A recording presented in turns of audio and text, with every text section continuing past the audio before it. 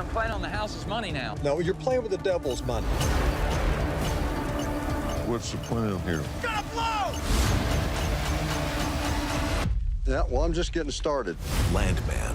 All episodes now streaming only on Paramount Plus.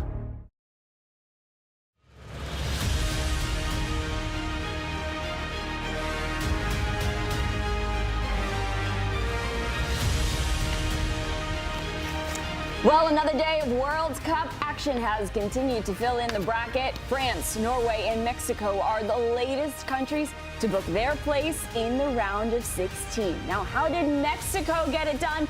Well, they booked their place in the round of 16 last night after beating Ecuador 2-0. It was a dominant performance by El Tri over La Tri, with Julio Quiñones opening up the scoring in the 22nd minute before he set up a Raúl Jiménez goal just 9 minutes later.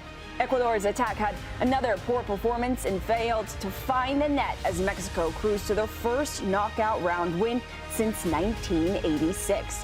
And after this huge win, Mexico's coach Javier Aguirre spoke on where this win ranks in his career. Me ha tocado buenas victorias, pero como la de hoy, ninguna, porque es en tu casa con tu gente y hace lo que te corresponde, que es por lo menos lo que decía tu compañero, dejarte el alma, ¿no? La gente lo valora mucho. Yo sé que el partido pasado al medio tiempo hubo silbidos, abucheos. Soy el primero soy muy autocrítico, soy autocrítico yo y merecidos quizá. Pero bueno, hoy salió una noche redonda, creo yo. Well, take a look at the scenes out in Mexico. This is out in Guadalajara. My goodness, if this is what it's like for their first knockout win, imagine if they're to go on and win it all, guys. Win it all? I don't know. Am I crazy talking to you? But I'm just saying, look at these celebrations. Claudia, too much coffee this morning. Yeah. Round of 16 is coming up. Okay. That was the first knockout before that they couldn't get past. And I think amazing. that's what's important about those scenes, Claudia, is that it was just a win in the round of 32. Yep. And that's how they're celebrating. It means so much to Mexico. Huge. And now in Mexico City, they even had fireworks going off. You can tell it's completely filled out there.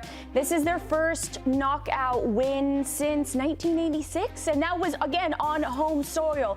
So you guys can tell how much this means to Mexico, how much it means to their fans who are able to be in their country celebrating such a huge win. Now, buenos dias. Welcome into Morning Footy 48 Nations. I'm Claudia Pagan alongside Matteo Bonetti, Benny Feilhaber, and Lisa Carlin. This is all presented by Zillow. Someday starts today. My goodness, for Mexico. What a huge win.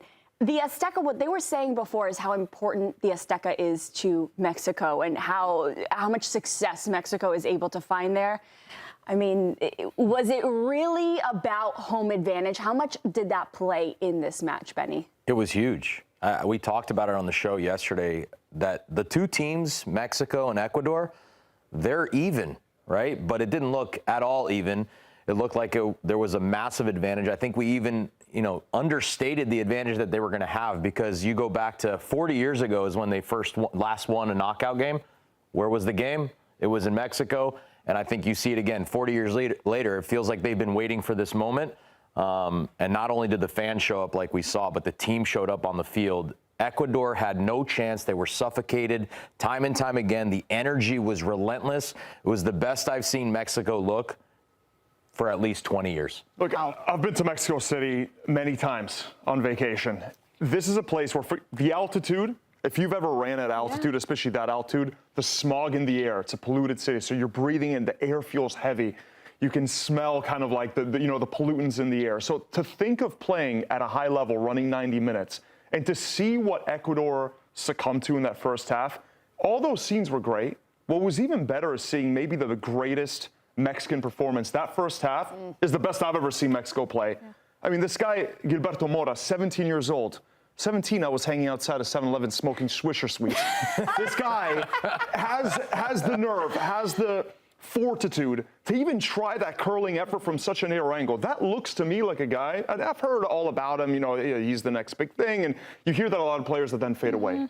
This guy's character, to try what he tried, to show the guile and the composure in the biggest Mexican game on home soil in a World Cup in decades, I'm bought in. I'm bought in on this Mora kid. What a player. He was lights out. And I think that's the important part of this message. Yes, the fans showed up for this team and for their country. I mean, you could hear it at the Azteca, even on the broadcast. The chants, the cheers, the boos whenever Ecuador briefly had the ball in that first 45 minutes. But it's the fact that every single player came out to perform like a Gilberto Mora, who said, I don't care that I'm a teenager. I belong on this stage. The spotlight is the brightest. The fans are the loudest. And I'm going to perform. I'm going to have the confidence to take a shot like that, to drive at defenders, to create space for teammates.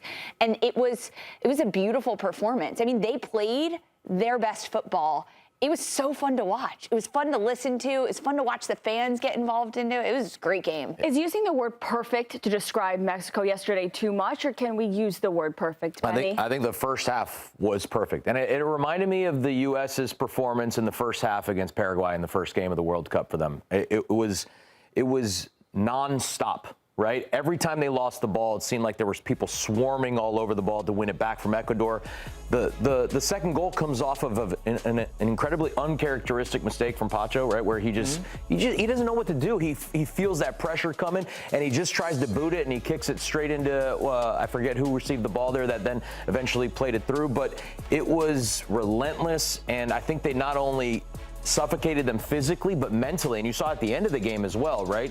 People were losing their minds, and Capia got a red card. It was a full 45-minute performance in the first half, and then a different version of another full 45-minute performance in the second. I'm glad you mentioned that Pacho giveaway, because what Mexico did is they negated the number one strength of Ecuador, the spine. Hincapié of Arsenal, Pacho of PSG, Caicedo of Chelsea. Vita has been a standout player in the World Cup too.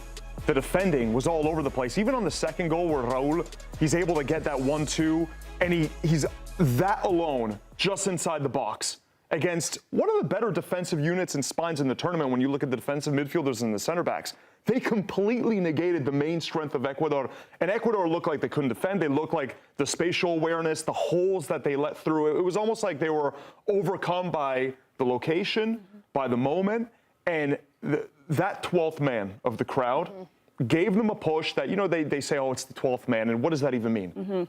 It means what you saw yesterday of how Mexico played, because that was the clearest example of the 12th man doing its job and giving these guys a gear that they probably didn't even know they had. And just to add one more thing with that, which is super interesting for me, is Quito, the capital of Ecuador, is actually much higher altitude than Mexico City. So you can't really say that the players of Ecuador were fazed by the altitude itself, which should be a big problem for DR Congo, or more likely England, in the next round. Okay, so they weren't fazed by the altitude, but the crowd, that must have The crowd, them. for sure. That's the point. Like that, the crowd and the way that Mexico played was what truly fazed them, I think. And so, man, whoever's going to go into that stadium, into the round of 16, I think are going to have a tough time playing against that team, Mexico. And you've played in that stadium, right? You've played in the Azteca I have, before. yeah. What was the environment like as you're on the other team? Look, I can tell you that it wasn't the same as what I saw last night. Maybe the atmosphere was similar, but the players on the field yesterday had some sort of energy that I've never seen before. But the things that you notice. Why are they showing you getting choked out? I mean, but Toronto should have got a red card on that What's play. happening in this play? How'd you get yourself into this situation? Yeah, I forget exactly. I think it was a free kick, and I'm trying to get to the ball, and I'm trying to get in his face, and Toronto chokes me out. I mean, it's a red card, right? And no card was given? No card was given. The referee was out of view, apparently. And people don't want VAR. Right there, people don't want VAR. Can you imagine that? No, I don't think the VAR would have helped us much. That's the thing. The VAR was wearing Mexico colors that day, too. Oh, yeah. So everything was against you. Everything is always against you when you're at the Azteca. That's the beauty of that home field. Oh, my gosh. 2009 World Cup qualifiers. Picture. What a throwback here. Absolutely amazing. So how many days before? So you say that they're used to altitude. A lot of those guys also play in Europe. So your body does get acclimated to what you've been used to. But how many days before would you say you need to play at that altitude? Like, do you need to camp there like a week before, 2 weeks before? Is it just a few days? I've heard differing opinions in terms of you either want to get there 1 day prior or as little as prior to the kickoff possible, or you want to be there a full week prior. And I don't even think that's possible, right? For the World Cup, you're not going to show up to England still has a game to get to play if they were to win today before they go to Mexico City. So they can't go. So I wonder if they try and go the night before the game only, so they get one night's sleep and then they play. I've heard if you go 24 to 48 hours, it might be the worst because your body now tries to adapt and it doesn't actually fully adapt, and you're still tired from the travel, and so it's almost like negative in both ways. But I don't know if there's a perfect solution to playing in altitude and then playing in front of those fans. And if Mexico comes with that kind of energy again, man, I don't know if many teams can deal with it. And it wasn't even the energy. I mean, think of that cross from the right side that set up Raul inside, that Raul just headed it slightly wide. The quality of the cross. So, yes, it was the energy, it was the intensity.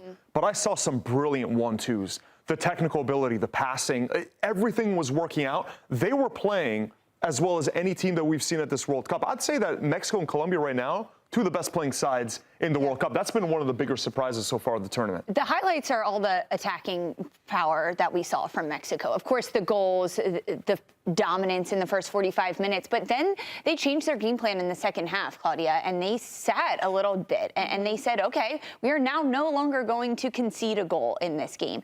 And they did that. I mean, now they are 4 straight games in this World Cup where they haven't conceded a goal. They're only one of 2 teams to have done that, and they mitigated anything that Ecuador was trying to do centrally down the pitch, because that's where Ecuador wanted to build and connect passes, and they weren't able to do that. I saw a passing chart at the end of the match that basically showed all of Ecuador's passing was wide, lateral, or backwards. They were not able to penetrate moving forward, and that's the defensive structure and stance that Mexico had taken in the second half. They were also going up against a pretty toothless attack. I think that was one of the main issues with Ecuador in the group stage, is how wasteful they were. Ener Valencia is beyond the twilight. What's after the twilight of his career?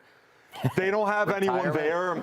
The problem is, if they had a younger Felipe Caicedo, right, one of the great Ecuador strikers of the 21st century, they'd be playing. The reason why Ener Valencia is there, I think part of it is sentimental, but also there's not like that one great hope in the attack that they could be like, okay, let's give this guy some rest. He's pushing the end of his career. It's time to move on, because Ener Valencia, he was getting swallowed up. He had a tough time the entire tournament, and I think that's what also held Ecuador back, is that as good as they were with the center backs and the defensive midfielders, clear issues out wide, clear issues in the attack where it just wasn't good enough. Yeah. So looking ahead to who they have to play, their next game will be on Sunday, so they have a little bit more. They have one day rest over who their opponent will be, which will either be England or DR Congo, who are playing today.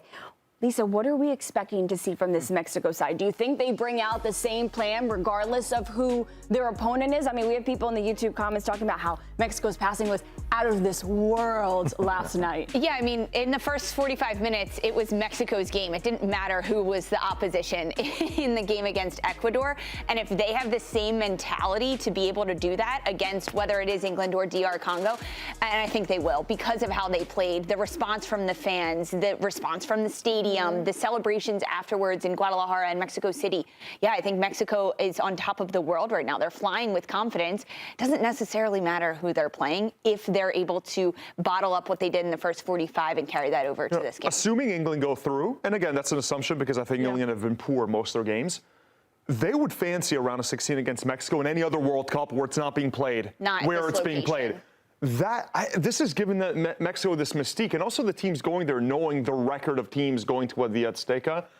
I worry if England go through, and again, it's not a lock against Congo today, I would worry heavily if I was an English fan about being able to pull something out of that stadium if the team is going to play like they did last night. That is by no means a good draw for England. I'd be terrified if I'm England and I watch that game. I'm shaking right now. Yeah. I just think and I agree with everything that's been said. I think conversely, you have to assume that if England gets there, they pose more of a threat going forward than Ecuador did. Of course, yeah. And so as much as Mexico is, I think we're going to see the same type of Mexico regardless of who they play. But I do think that in England will provide some sort of counter to that as well, where we didn't see any of that from Ecuador. So it should be a really interesting game, and I think it'll matter who ends up scoring first. And again, big assumption if they can get past Congo today. Yeah, well, it's going to be such a great game. Regardless if it's England or DR Congo, that's going to be taking on Mexico in Mexico City, because they will have that home advantage in the round of 16. But we are going to take a quick break here and now. Much more Morning Footy 48 Nations coming up for you on the other side.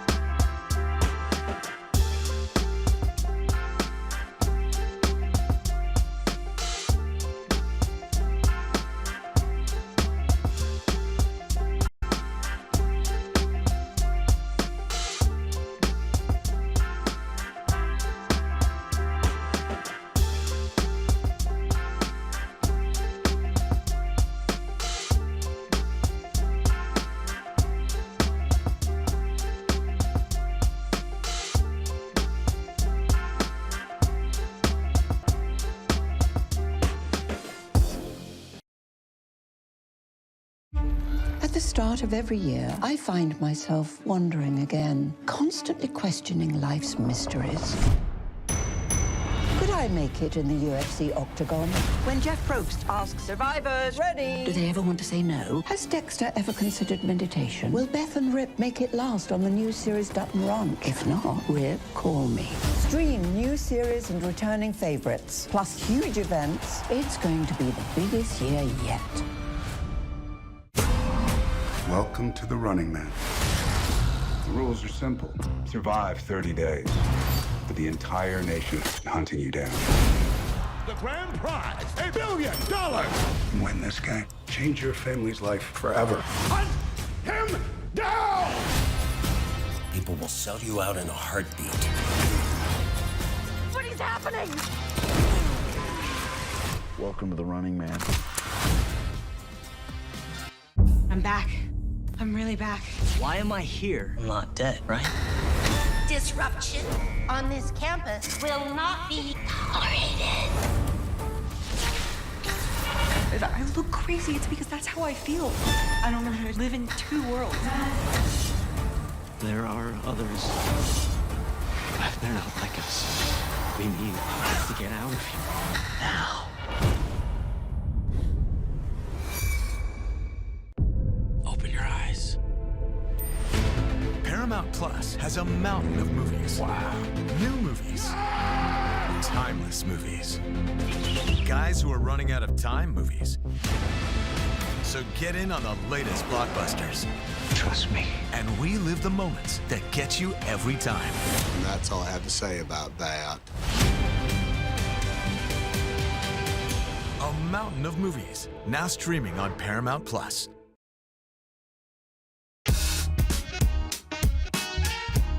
Welcome back into Morning Footy. 48 nations. The World Cup knockout rounds continue on, and the U.S. men's national team are in action today against Bosnia and Herzegovina. And Christian Pulisic said that he's ready to go. Mexico won their first knockout round in 40 years yesterday. The last time they did so was again on home soil. Erling Haaland is third in the Golden Boot race after scoring Norway's game-winning goal versus Ivory Coast to help them win their first ever knockout match. And Kylian Mbappe's brace versus Sweden helped him become the record holder for most goals in World Cup knockout matches. Mbappe's record led to a 3-0 win over Sweden, which saw them set even more records. The biggest France win in a knockout match since the 1998 final over Brazil. Mbappe is also now tied with Leo Messi of Argentina with 6 goals in the tournament and is also just 1 goal behind Messi for most goals ever scored in World Cups with 18. France, through all the matches this World Cup, they've scored at least 3 goals, and they have just let in 2 goals throughout their first 4 matches.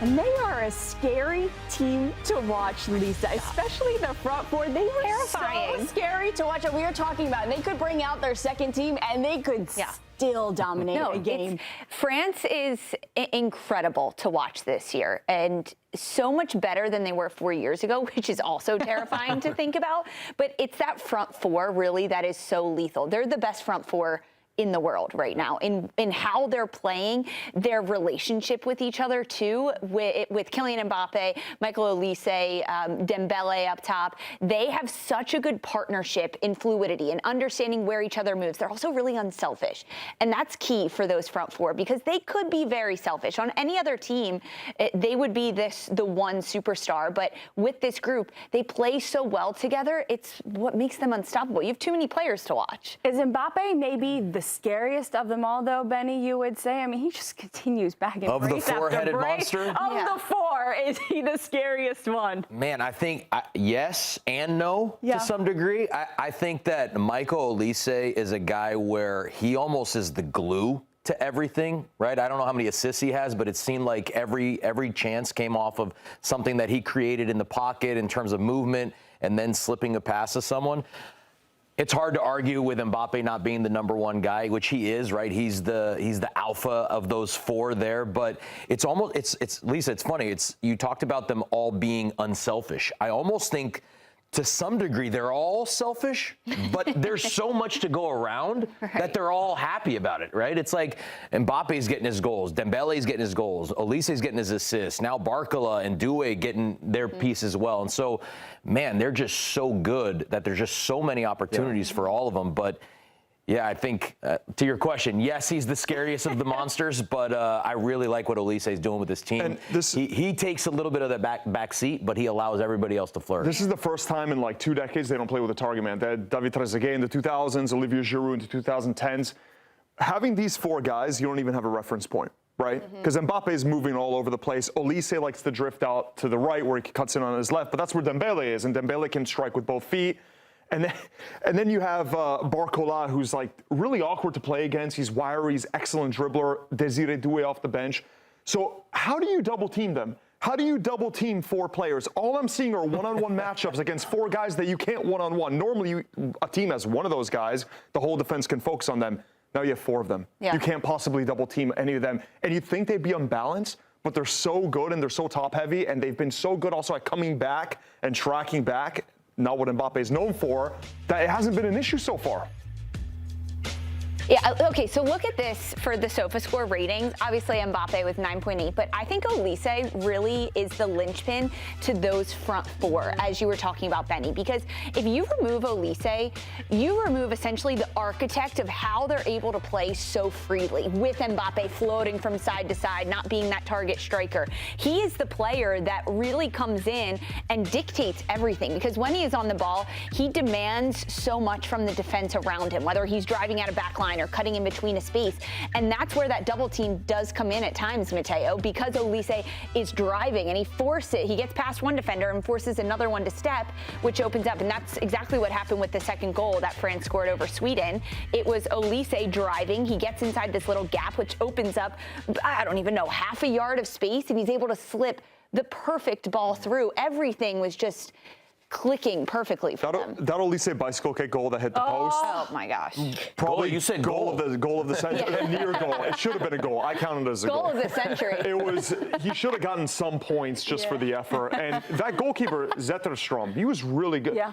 Had the goalkeeper not played like that, it could have been 6 or 7. It could have been a tennis score for France. But I joke, they look like the Globetrotters right now. They look like the bad guys in dodgeball. This France team, when they attack, it is the most intimidated I've been by a team that I'm just watching since like the 2000s with Brazil. And again, it's tough to make that comparison because that team had generational stars everywhere. I'd say Dembele is now generational, Mbappe is, Olise is on his way there. So you're dealing with guys that come around once every few decades, and you've got 3 of them right now in the attack. What we're witnessing is something special that doesn't come along on the international scene very often, guys. Go ahead. I wanted to add one really important part, I think. In international soccer, I think even more so than in club soccer, you tend to see a lot of one player wanting to do something, right? So like I talk about Vinny with Brazil. It's like give him the ball and let him do something. The thing that has been great about this French team, and I saw it yesterday, especially in that 3rd goal, the Mbappe goal, is the movement off the ball. Because it's one thing to try and double team somebody that has the ball, but you're not going to double team Mbappe when Olise has the ball. And Mbappe's willingness to run off of the ball behind the back line on that 3rd goal, and we've seen it in this World Cup. Barcola on the 2nd goal, same thing. That is impossible to stop. And these guys can find those types of passes. So if they can continue that movement off the ball, circulating, getting behind the back line, I think it's going to be almost impossible for teams to stop them. The 3 goals that France scored were all incredible in their own mind. Which one was the best one? I really like the 3rd one. I mean, if you do an ISO camera on Mbappe on the 3rd one, he receives the ball in between the lines at half field. Instead of playing backwards, he turns, spins, dribbles 2 guys on with speed, then gets all the way to the corner of the 18, back heels it, I think, to Olise. Olise, he continues his movement again, doesn't get it, then another movement, and then gets the ball in behind and scores the goal. We're seeing all these pictures. All I'm seeing are smiles, and that's also one of the most important things is that this man right here, Kylian Mbappe, for the first time in a long time, after the turbulent season he had with Real Madrid, fans saying Mbappe out, off the pitch issues, on the field issues, Real Madrid not winning the most important trophies. This is the first time in a long time that I feel like He's happy where he is. Even back in the PSG days, too many egos. Neymar, Messi, Mbappe, too many egos for whatever reason it didn't work. Now you've got all these superstars for France, and it feels like they're all getting along. Yeah. Right? Mbappe's playing with a smile on his face that we haven't seen in a long time.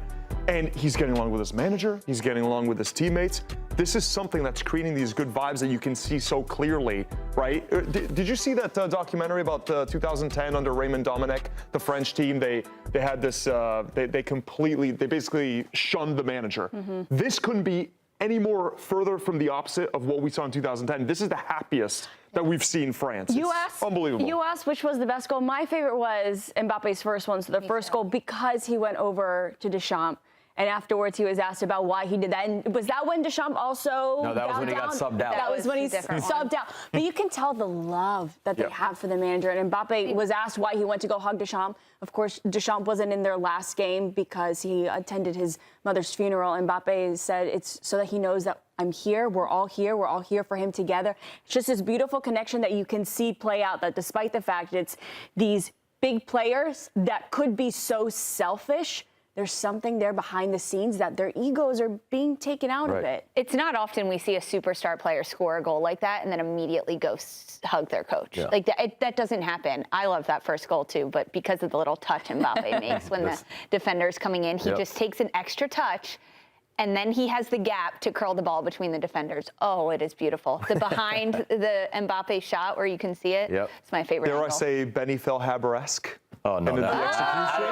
I didn't have that dribble and I didn't have that speed, that's for sure. So you've got the hair, though. That counts for something. We do have someone in the comment section saying that this is peak for France right now, which is a bit crazy because they won it in 2018. They at least went to the final in 2022. Would you guys say that this is the peak for France? You think they just keep getting better and better from 8 years ago, 4 years ago? And it's one of the greatest French teams of all time. Obviously, I didn't see the ones before when I was born. France was always in the mix. 2006, they were probably the favorites against Italy until the Zidane headbutt and penalties, which, again, it's so unfortunate to go out in that way. But since I've been watching France, I just don't remember an attack quite like this. They've had so many incredible players. They had the attack with Thierry Henry and but this is different. This feels like with Kylian Mbappe playing at the level which we thought he would be, right? 3-4 years ago, we were all saying, oh, this is the best player in the world.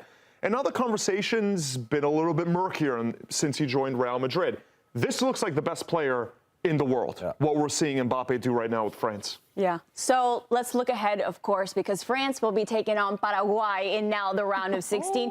So now it is time for our Zillow expert guidance brought to you by Zillow. Sunday starts today.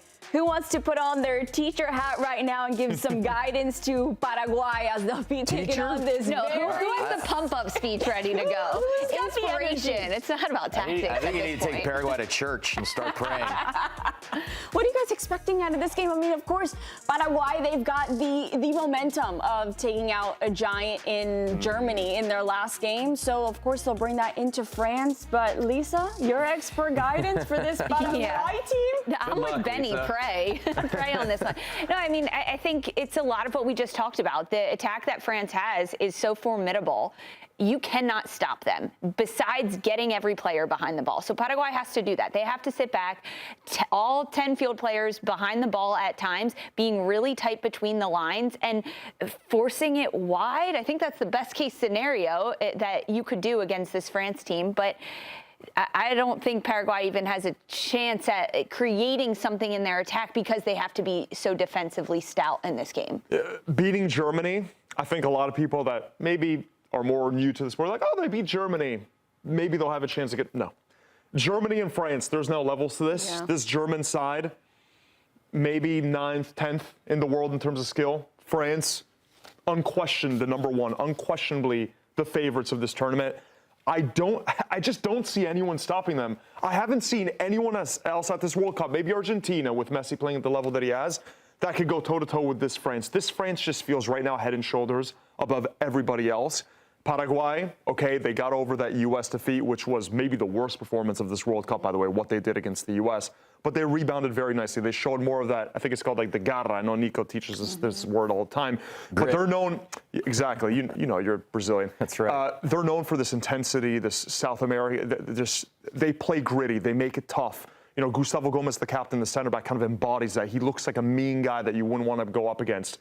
But I think Lisa's right. You force everything out wide, dare them to beat them in the air, but France will still find a way through. Yeah, look, from a coaching perspective, right, if you're trying to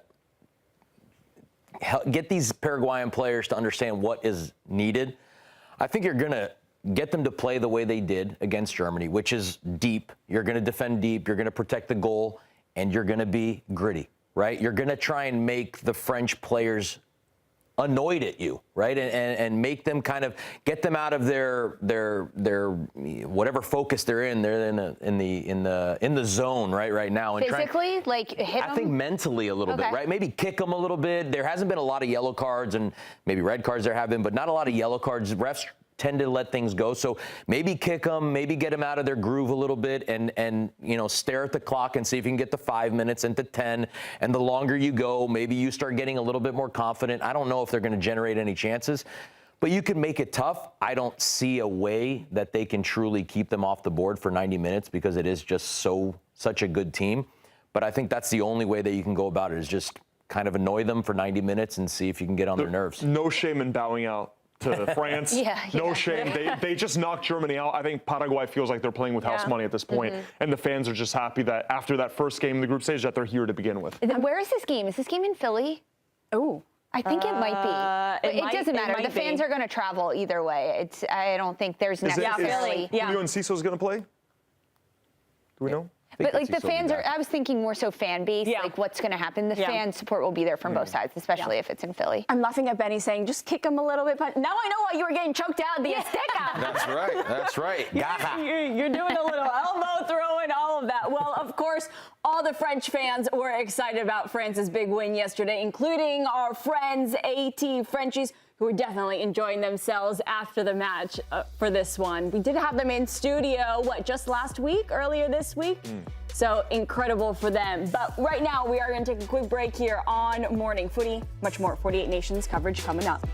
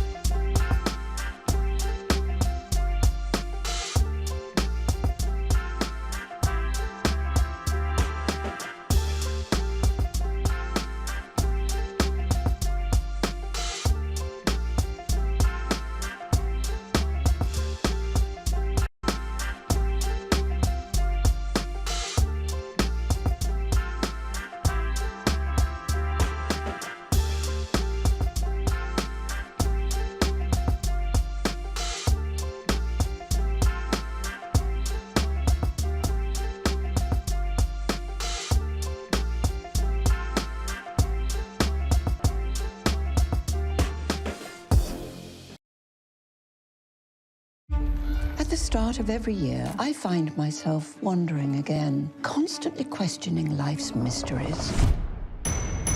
Could I make it in the UFC octagon? When Jeff Probst asks survivors, ready? Do they ever want to say no? Has Dexter ever considered meditation? Will Beth and Rip make it last on the new series Dutton Ranch? If not, Rip, call me. Stream new series and returning favorites, plus huge events. It's going to be the biggest year yet. Welcome to the Running Man. The rules are simple. Survive 30 days. But the entire nation is hunting you down. The grand prize, $1 billion. Win this game. Change your family's life forever. Hunt him down! People will sell you out in a heartbeat. What is happening? Welcome to the Running Man. I'm back. I'm really back. Why am I here? I'm not dead, right? Disruption on this campus will not be tolerated. If I look crazy, it's because that's how I feel. I don't know how to live in two worlds. There are others. But they're not like us. We need to get out of here. Now. Open your eyes. Paramount Plus has a mountain of movies. Wow. New movies. Timeless movies. Guys who are running out of time movies. So get in on the latest blockbusters. Trust me. And relive the moments that get you every time. And that's all I have to say about that. A mountain of movies, now streaming on Paramount Plus. American soccer is taking center stage this summer with the 2026 World Cup being played in the USA. And CBS Sports has a trio of documentaries that help tell the story of the sport in this country like nobody else can. Take a look. Soccer isn't a new game in the United States. The immigrants brought it here in 1912. The opportunity to play for my country, I just could not pass that up. We're all very proud of you. Not everyone is aware of what happened in important historical moments for American soccer. I was a kid that shouldn't have made it. Kid from Nacogdoches, Texas. Clint Dempsey Doodle. Kind of one of those things I wasn't going to be denied. People criticize me often. You can't take it seriously. It's the USA. But I get to have that attention because I'm good. We were carrying the weight of American soccer on our shoulders. I'm gonna put it shot. Probably unfair to 20 guys. When he looks at you, he looks like he wants to kill you. And I have respect for that. It's about how much are you willing to give to win.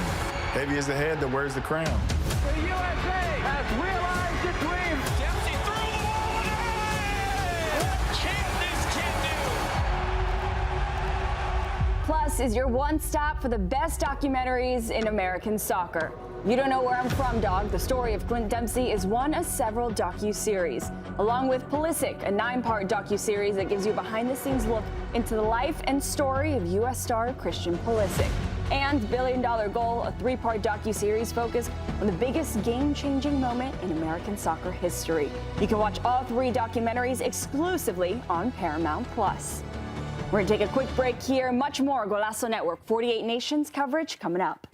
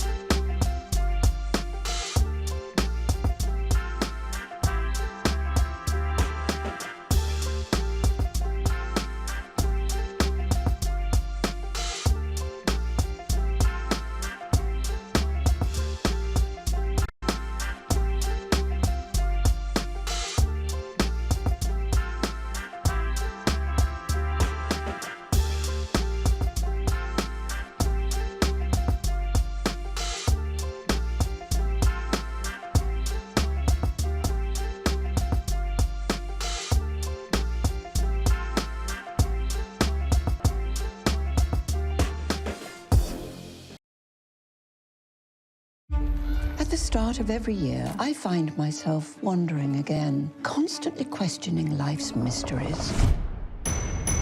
Could I make it in the UFC octagon? When Jeff Probst asks survivors, ready? Do they ever want to say no? Has Dexter ever considered meditation? Will Beth and Rip make it last on the new series Dutton Ranch? If not, Rip, call me. Stream new series and returning favorites, plus huge events. It's going to be the biggest year yet. Welcome to the Running Man. The rules are simple. Survive 30 days, but the entire nation is hunting you down. The grand prize, $1 billion. Win this game. Change your family's life forever. Hunt him down! People will sell you out in a heartbeat.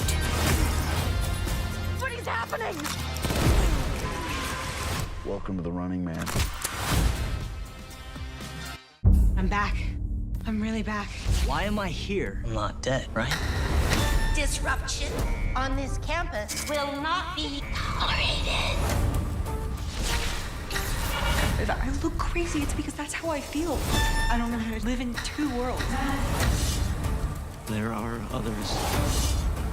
But they're not like us. We need to get out of here. Now.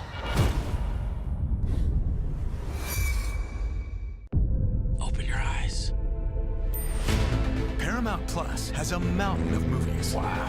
New movies. Timeless movies. Guys who are running out of time movies. So get in on the latest blockbusters. Trust me. And relive the moments that get you every time. And that's all I have to say about that. A mountain of movies, now streaming on Paramount+.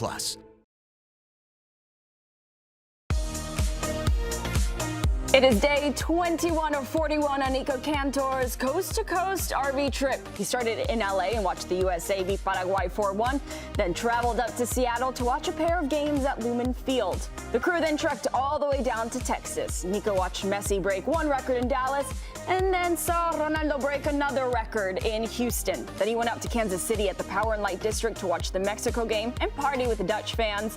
Then he was back on the road. A 24-hour trek from Kansas City to his hometown of Miami, where Nico took in Colombia versus Portugal and got to spend some time with his family. And now he's up in Atlanta, where today he's at Mercedes-Benz Stadium to watch England versus DR Congo. Nico is joining us live outside Mercedes-Benz Stadium. Nico, how are you doing? You look well rested. We talked about your haircut. ¿Cómo está? How you doing? Yeah, guys, on the way up from Atlanta, I got a sick fade. Well done in Orlando. I didn't know Orlando barbers could do it like that. So I'm ready to go. Atlanta, first knockout stage game of the World Cup that I get to witness. It's England against Congo. The winner of here will go to the Estadio Azteca.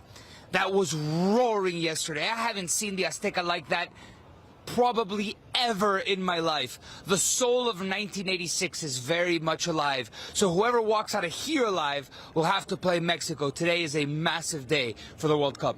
Nico, the haircut looks great. We're so glad that you were able to, work in some self-care for yourself. We are in the midst of a heat wave hitting on the East Coast. Oh, you have fans? Are fans yelling at you? Yeah, I do have fans. We got fans all over, so they're gonna walk in just 1 second. But tell me about this heat wave that I clearly don't know anything about, Lisa. Well, thanks. That's what I want to ask you about. Clearly, Mercedes-Benz behind you. The game will be a bit different, but you're outside right now. How you doing? You okay? Yeah, I'm doing all right. It's very hot. I would put it up at Qatar level hot. In Miami, it was humid. In Houston and Dallas, it was hot. Thank God that most of these games are being played in closed roofs, because I can only imagine what it would be like. It would be brutal for a lot of these players to be playing in this heat. It is seriously. Nico, hi, it's Matteo. You look great. Fortunately, we can't smell you through the screen with all that heat. Let's talk about England, though, because there's been so much negativity around England, and more importantly, the way they play. I was at the game at Gillette last week where they really were uninspiring against Ghana. So what's the reaction from the English fans that you've talked to? Do they feel a little bit of like this incoming doom or dread with the way that England have performed? Wow, just because Italy's not in the World Cup, you're already throwing negative shade to England, huh, Matteo? God. So, hey, my kids are half English, so that is actually my team right now. I would like them to go through. Listen, Matteo. Yeah, look, I know you would like to go through. English fans would like to go through. What's up, boys? Hello. What's your name? Lewis. Lewis, where are you from? From North London. From North London. You? Sam. Sam, what's up? Lewis and Sam. We're here with Lewis and Sam. Listen, these are some of the English fans that we've been talking to. How are you guys feeling about the England national team today and going forward? Yeah, good. I'm excited. I think we're gonna. You don't look excited, bro. Come on. No, I'm nervous, to be honest, but I think we'll get the win. I'm looking forward to it. I hope 3-0. I think. Yeah, I think coming off back of last game, a bit nervous. It was a bit shady, so yeah, looking forward to seeing a little bit better performance. How close is this England team to its ceiling? I don't even think we're close yet. Nah, I think we'll get much better as the tournament goes on. Yeah, I mean, what needs to happen for England to be much better? Harry Kane's got to get back into form. Yeah. I can see him doing a brace today, and I'll be happy. I have him as my top goal scorer at the World Cup. I'm clearly not getting those points. Mbappe's going to take that one, my friend.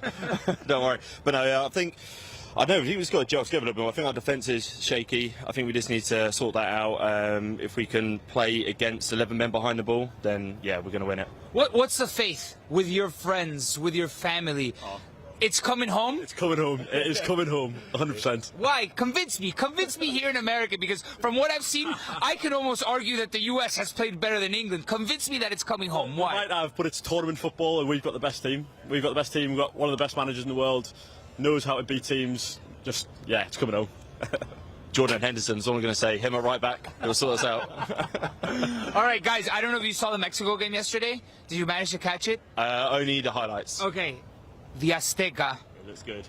It looks very good. It looks better than good. I've covered Mexican football for the majority of my broadcasting career.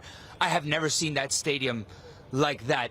It's going to be a mad football house when if you guys get there after beating DR Congo. Do you guys feel that England is ready for this type of challenge? On paper, you guys are better than Mexico. I have no doubt about that. What about England walking into a stadium where they're going to be the underdogs from a spirit perspective? 100%. We've got players, big name players of big games, big tournaments, big trophies, that they've all won it. So, yeah, I'm confident.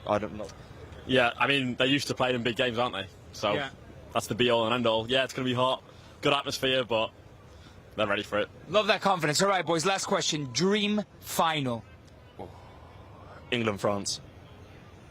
England, France, or England, Argentina. I don't know what side of the bracket we're on, though. Okay, I'd love to know the score in that final. And the goal scorers. Like, give me your football fantasy right now that it could happen in a matter of days. I don't think England-France can happen in the final, but Harry Kane, if it was to, Harry Kane hat-trick, Mbappe hat-trick, and then, I don't know, finished with maybe Saka last minute. Yeah, England-France could happen. Oh, I would take Jude last minute, 1-0, last kick of the game, England win. All right, what would it mean to you guys for England to win the World Cup? Oh, so much. Like, tell me what would rush through your blood when you go back to England. Please describe what would happen. I think it could be tattoo-worthy. Yeah? I think something could happen like that. Like the face of the goal scorer? Maybe. No, yes or no, bro? The camera's watching. We got receipts. I'll tell you right now, when Newcastle win the Carabao Cup, I get a tattoo. I'll get another one on my other arse cheek. If we win the World Cup. I love that.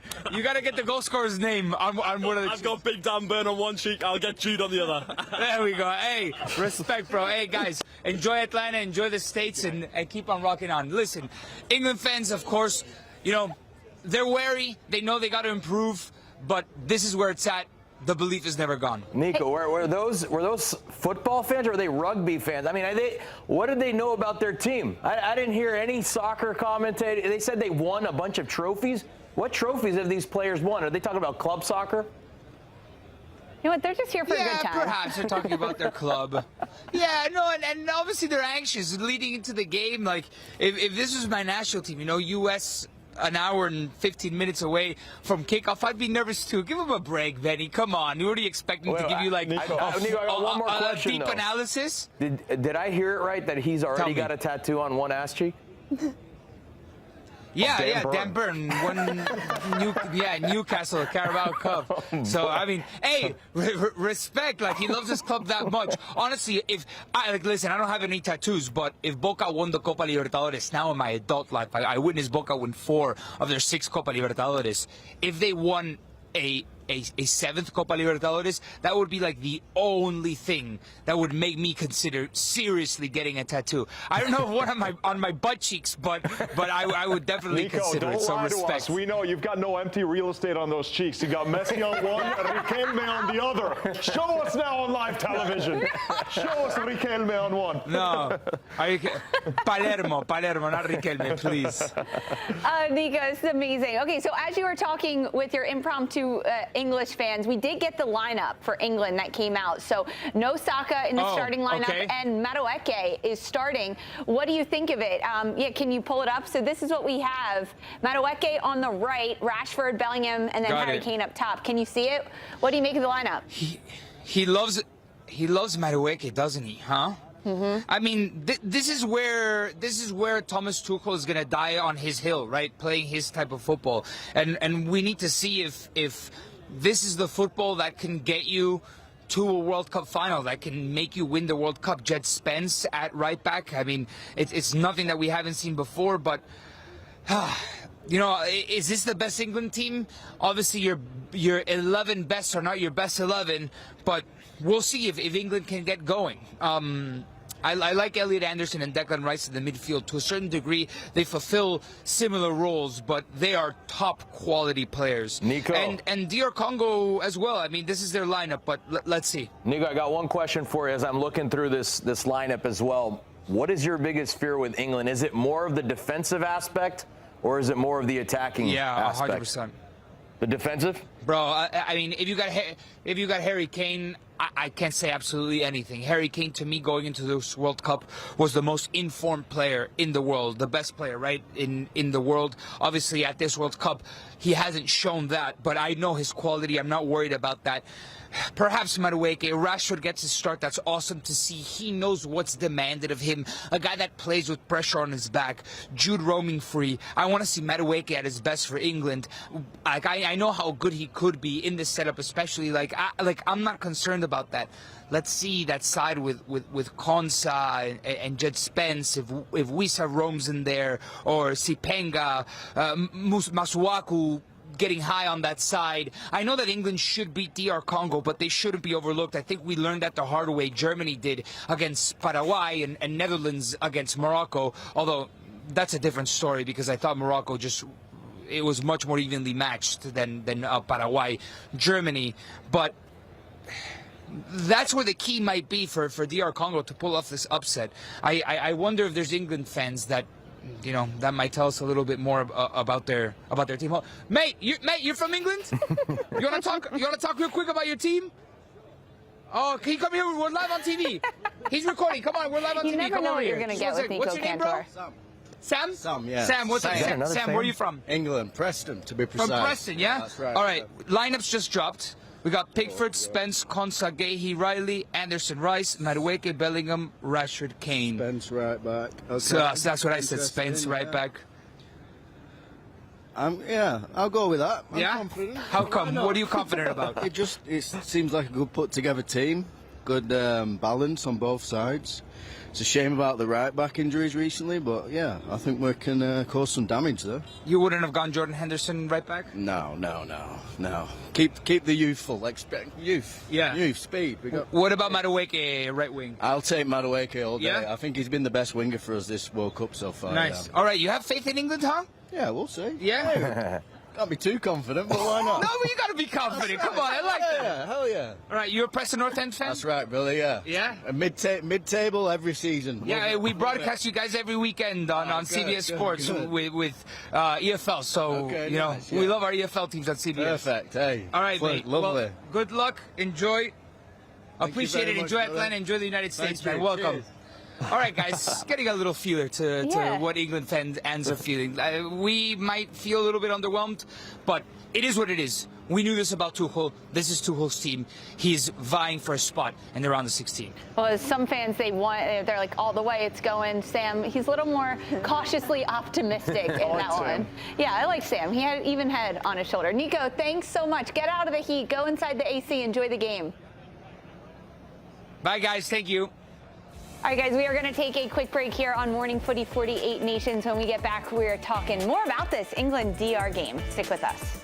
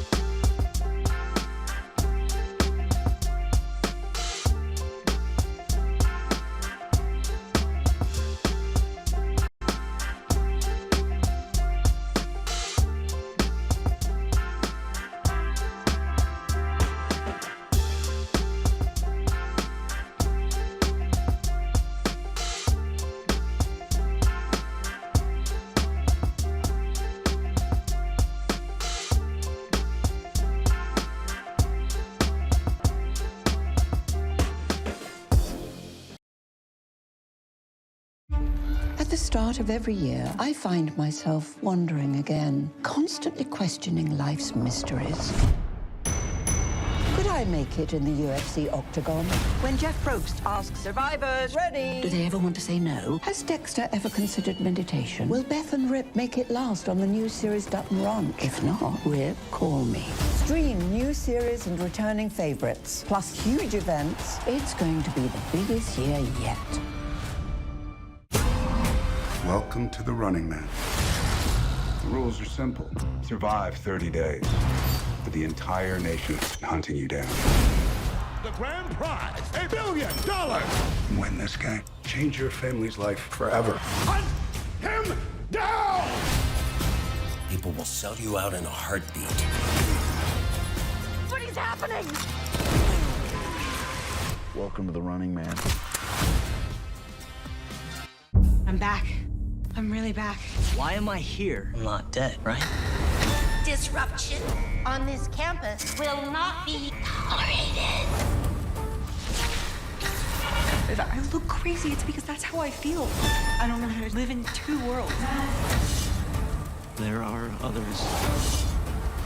They're not like us. We need to get out of here now. Open your eyes. Paramount Plus has a mountain of movies. Wow. New movies. Timeless movies. Guys who are running out of time movies. So get in on the latest blockbusters. Trust me. And relive the moments that get you every time. And that's all I have to say about that. A mountain of movies. Now streaming on Paramount Plus. Welcome back to Morning Footy, 48 Nations, everybody. Time to get you caught up with your latest headlines. Starting with our daily update on World Cup coaches stepping down. And Ecuador head coach Sebastian Becasese has resigned after La Tri's round of 32 loss to Mexico last night. So the Argentinian coach has stepped down after 2 years in charge of an Ecuador side that finished second in CONMEBOL World Cup qualifying but struggled to generate goals at the World Cup. They were shut out in 3 of their 4 matches. In World Cup injury news now, Brazil are facing an injury issue with one of their playmaking midfielders, but it's not Neymar, it's Lucas Paqueta. He's set to miss Brazil's round of 16 match against Norway and could be out for the rest of the World Cup after suffering a hamstring injury in Brazil's round of 32 win over Japan. And the Brazilians take on Norway on Sunday at MetLife Stadium. Why don't we move over to some transfer news? Liverpool have completed the signing of the player they hope can replace Ibrahima Konate in central defence. French defender Jeremy Jacquet has completed his $80 million transfer to Liverpool from French side Rennes, and the deal was originally agreed back in February but became official today. And the 20-year-old defender chose Liverpool over Chelsea, and while he's been sidelined since March after shoulder surgery, Jacquet is expected to be healthy in time for Liverpool's pre-season.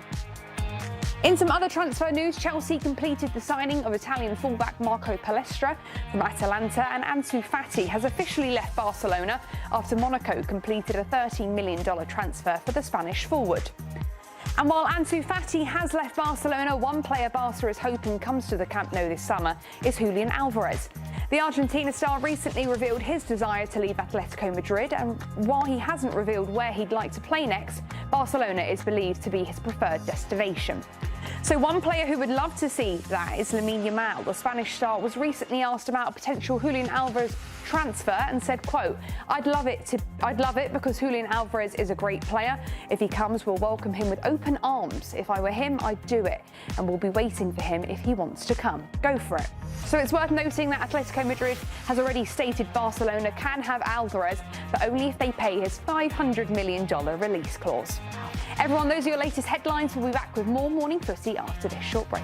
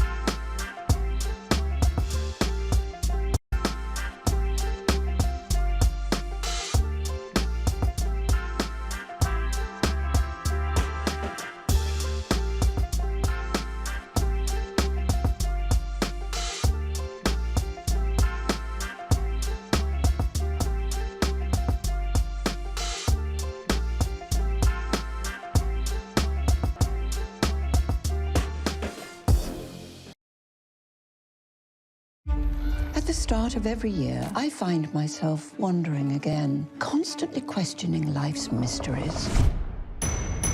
Could I I make it in the UFC octagon?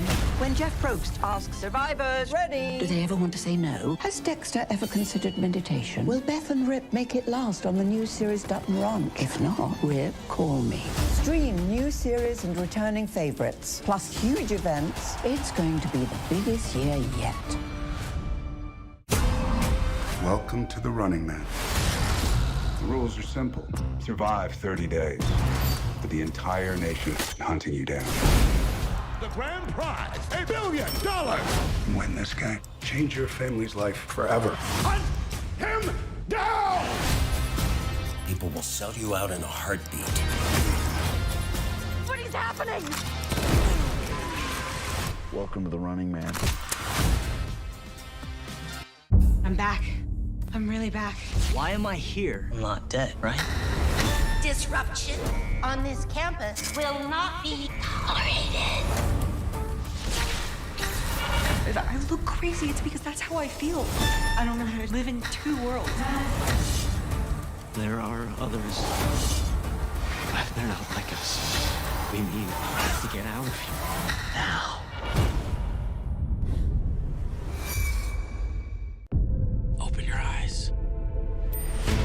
Paramount Plus has a mountain of movies. Wow. New movies. Timeless movies. Guys who are running out of time movies. So get in on the latest blockbusters. Trust me. And we live the moments that get you every time. And that's all I have to say about that. A mountain of movies, now streaming on Paramount Plus. There's been a different aura around New York City this summer, from the Knicks winning their first NBA title in 5 decades to soccer supporters descending on the biggest city in the world. It all had a different beat. Cornelio Joseph, better known as the Beat of New York, has been behind that beat and has been the soundtrack of New York City this summer. Whether he's electrifying Madison Square Garden during the Knicks' historic playoff run, opening PSG's pop-up experience in Union Square, or creating viral moments with soccer fans in the streets, Cornelio embodies the energy, rhythm, and spirit of the world's greatest city. And now we welcome him to our studio today to share his incredible journey and to treat us to one of his signature drumming performances and maybe teach us in a little bit. But Cornelio, thank you so much for joining us. How's the journey been so far? Just the past couple months has been treating you so well. It's been super ecstatic. I can't fathom it. It's been so amazing, unbelievable. Words can't explain. It's thrilling. The adrenaline is, you never want it to stop at all. I will say that. How did all of this get started? Please take me through your journey. It started legit one drum beat at a time, one step at a time, one beat at a time. It started outside from MSG, drumming out in front of MSG, to finding the right person walking right past by, getting from MSG inside, going all around the world, from meeting awesome friends like Dynamic Rockers, being able to put and choreograph a show in less than 2 days. It's unbelievable. God made it happen. And I just want to shout out to my friends, Dynamic Rockers, and the Knicks team, the Knicks staff, 7th Ave. Thank you guys. It wouldn't be possible without you guys at all. So you've been drumming with the Knicks this whole season? For the playoffs. Oh, yeah. For the playoffs, wow. I also, and it started by entering a talent show competition that the Knicks hosted, and then learning from your lessons. I didn't win. I came back as a wild card, and I still continued going. So this is basically a story of just never giving up, and continue to follow your dreams, and just pursuing what makes you happy. The Knicks sports makes me happy, so being by MSG, it was thrilling. So the fact that I was able to give that energy back to the Knicks, and the Knicks was able to give it back to me, and now the Knicks gave me the name, the Beat of New York. Yeah. Yeah, they did, and it just makes sense, because from busking the streets of New York City to being the heartbeat all over. Whoa. And you were born in Panama, correct? I was born in Brooklyn, but you were born in Brooklyn. Raised in Panama. Raised in Panama. Yeah. So do you have any like Panamanian kind of influence into all this music that you're playing? Yes, of course. One, the snare drum, heavy in Panama. We have it's funny. It looks like this, but a different head. And in Panama, it was a school in Sabanita, in Nueva Colón, where I'm originally from. My family is from, and right across the street, you would just hear them practicing every day. And I'm like, man, that sounds so cool. I just really want to be a part of that.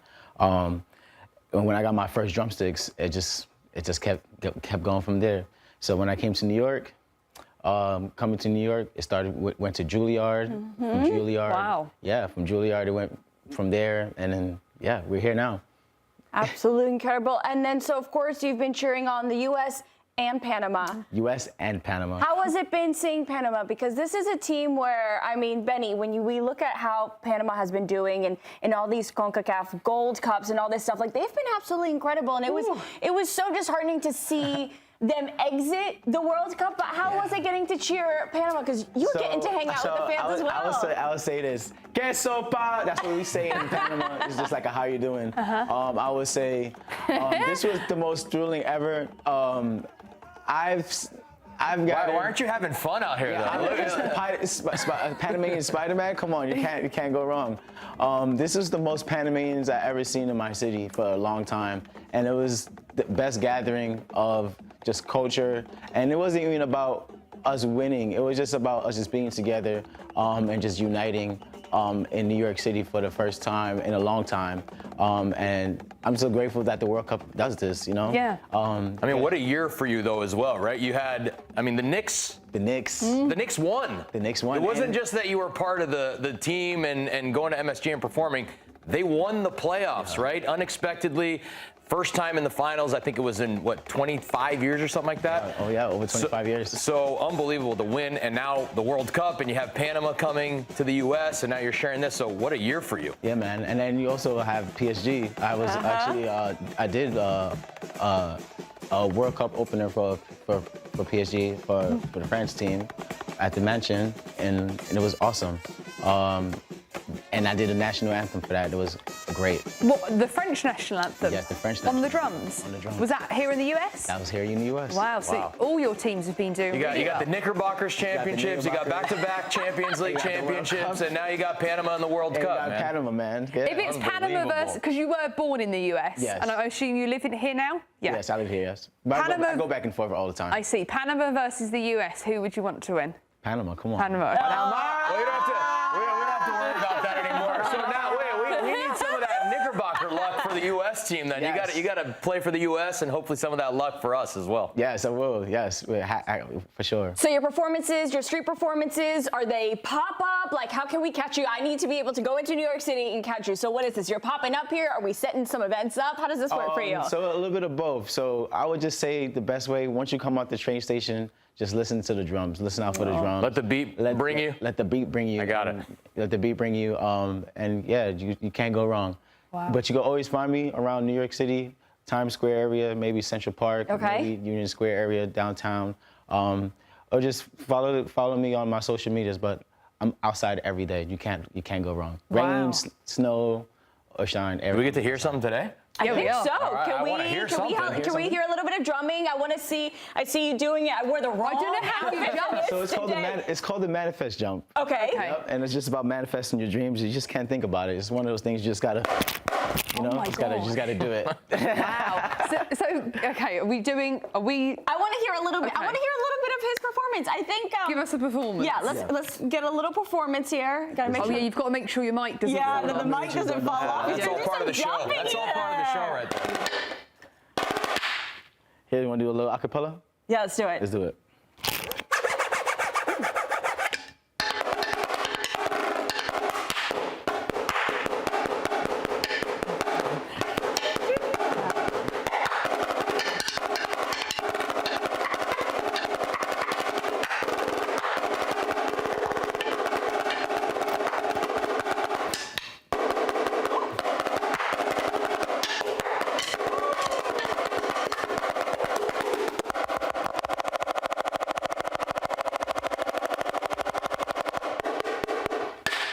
Wow. Bro, do you see the way he adjusted when he dropped the drumstick? Yeah, that was amazing. Do your hands ever get tired? My hands never get tired, actually. I could do this all day. All day. Okay. What about you guys? Can you guys do it all day? I think we're gonna try. Can we? Okay, so you did acapella. Do we have the Morning Footy or World Cup theme song? Okay, we're gonna bring in the World Cup song that we've been playing on our networks. We're gonna need those soon. But I'm gonna give this back to you. Yep. I want you to teach us, but I want you first. You did the acapella. I want to see what you can do when we play you one of our Morning Footy World Cup songs that we've had on the network. So, DJ, back there. So we're going to give you a tease, I think. Yep. There you go. Do you hear it in your ear? I hear it in my ear. All right. You go when you feel ready.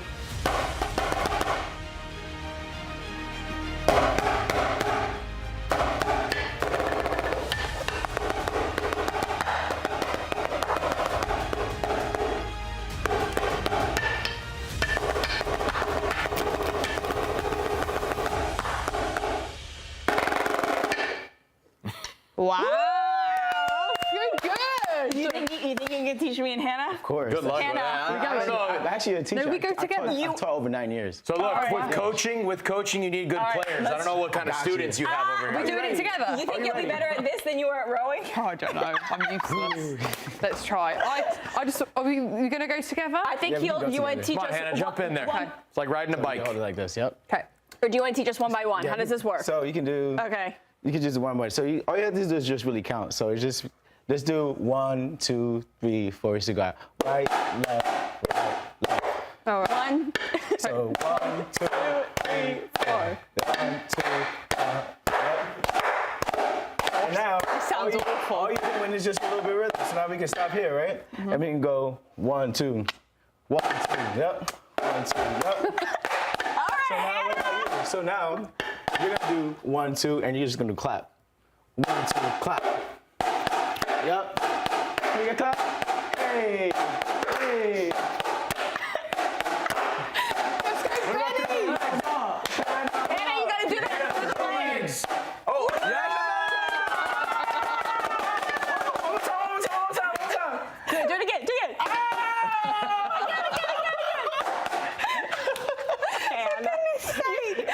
Oh no, you got a dress on. It's quite hard for you. Oh, she did it. Nope, she did it. I don't know how you jump. It's really hard. Yeah, I can actually jump We're higher. in heels for this. It's not good for But we're in this. heels. I don't think we can really jump. You know, my goal is to set the record of how many jumps I can do on iShow Speeds Live. Shout out to iShow Speed. How many can you do? I did 50 in 21 seconds on iShow Speed. Do you want to try and do some? Let's try Wanna see do how much I 50 can do? again. 50 yeah. again. Come on, guys. Oh, he's got the mic packs. Hey, this is kind of like The mic rock packs band. is kinda hard Anybody with play the- rock band with the before? mic Oh, with packs. the mics. It's Yeah, hard. he can't jump too much with that. Yeah, but we'll make it happen. Let's see. I got it. Let's see how many you can do. Actually, let's do this. All right. He can't hear you guys. Don't try talking to him. Oh, wait. Can we do that? Yep. Can you guys hear him if he takes that out? Yeah, you can Yeah, take. you're all good? Yep. All good. All right. Can I take this out? See, I'm not audio Don't here. worry. Oh, no. Don't worry. Yep. Don't worry about that. I got you. You got it? Yep. We're going to make it happen. Yeah, we've got to there we unclip go. it, and then All we'll right. see how many jumps you We're can loose. All right. We're wireless now. We got to lose the mic. Sorry, guys. Sorry, production. do. Do you not we got to do the chill jumps. Here's a quick 30. You guys can count. Okay. Ready? Yeah. I'll Well, count how many? right How many are we I've gonna? done 50 30 on seconds? Speed. Yep. 30 seconds. I got Okay, the I'm 30 gonna right count now. the jumps. Ready? 1, 2, 3, go.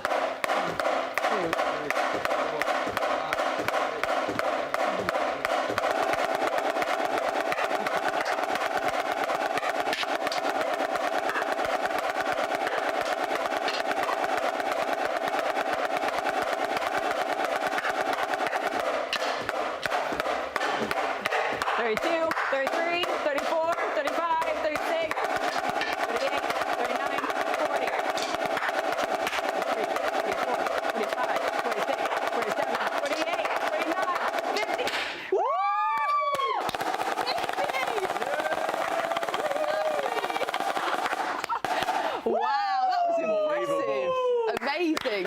Good stuff. Benny, you want to give it a little? Benny's Brazilian. I'm really good at rock band, but not on the real drums. So. No? No? Wow. Give it a try? Yeah, sure. Sure. Give it a little bit. Come on.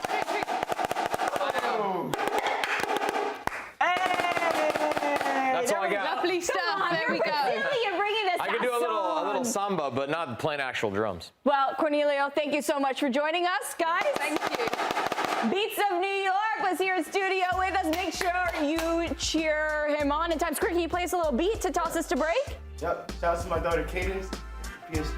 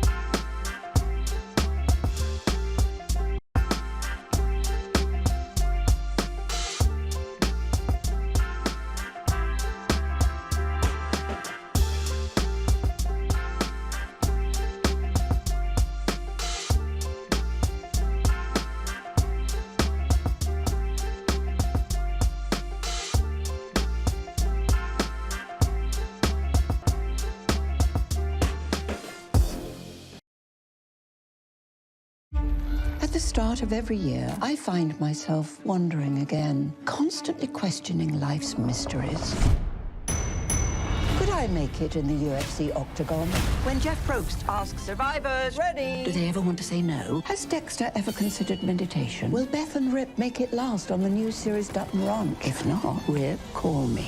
Stream new series and returning favorites, plus huge events. It's going to be the biggest year yet. Welcome to the Running Man. The rules are simple. Survive 30 days. But the entire nation is hunting you down. The grand prize, $1 billion. Win this game. Change your family's life forever. Hunt him down! People will sell you out in a heartbeat.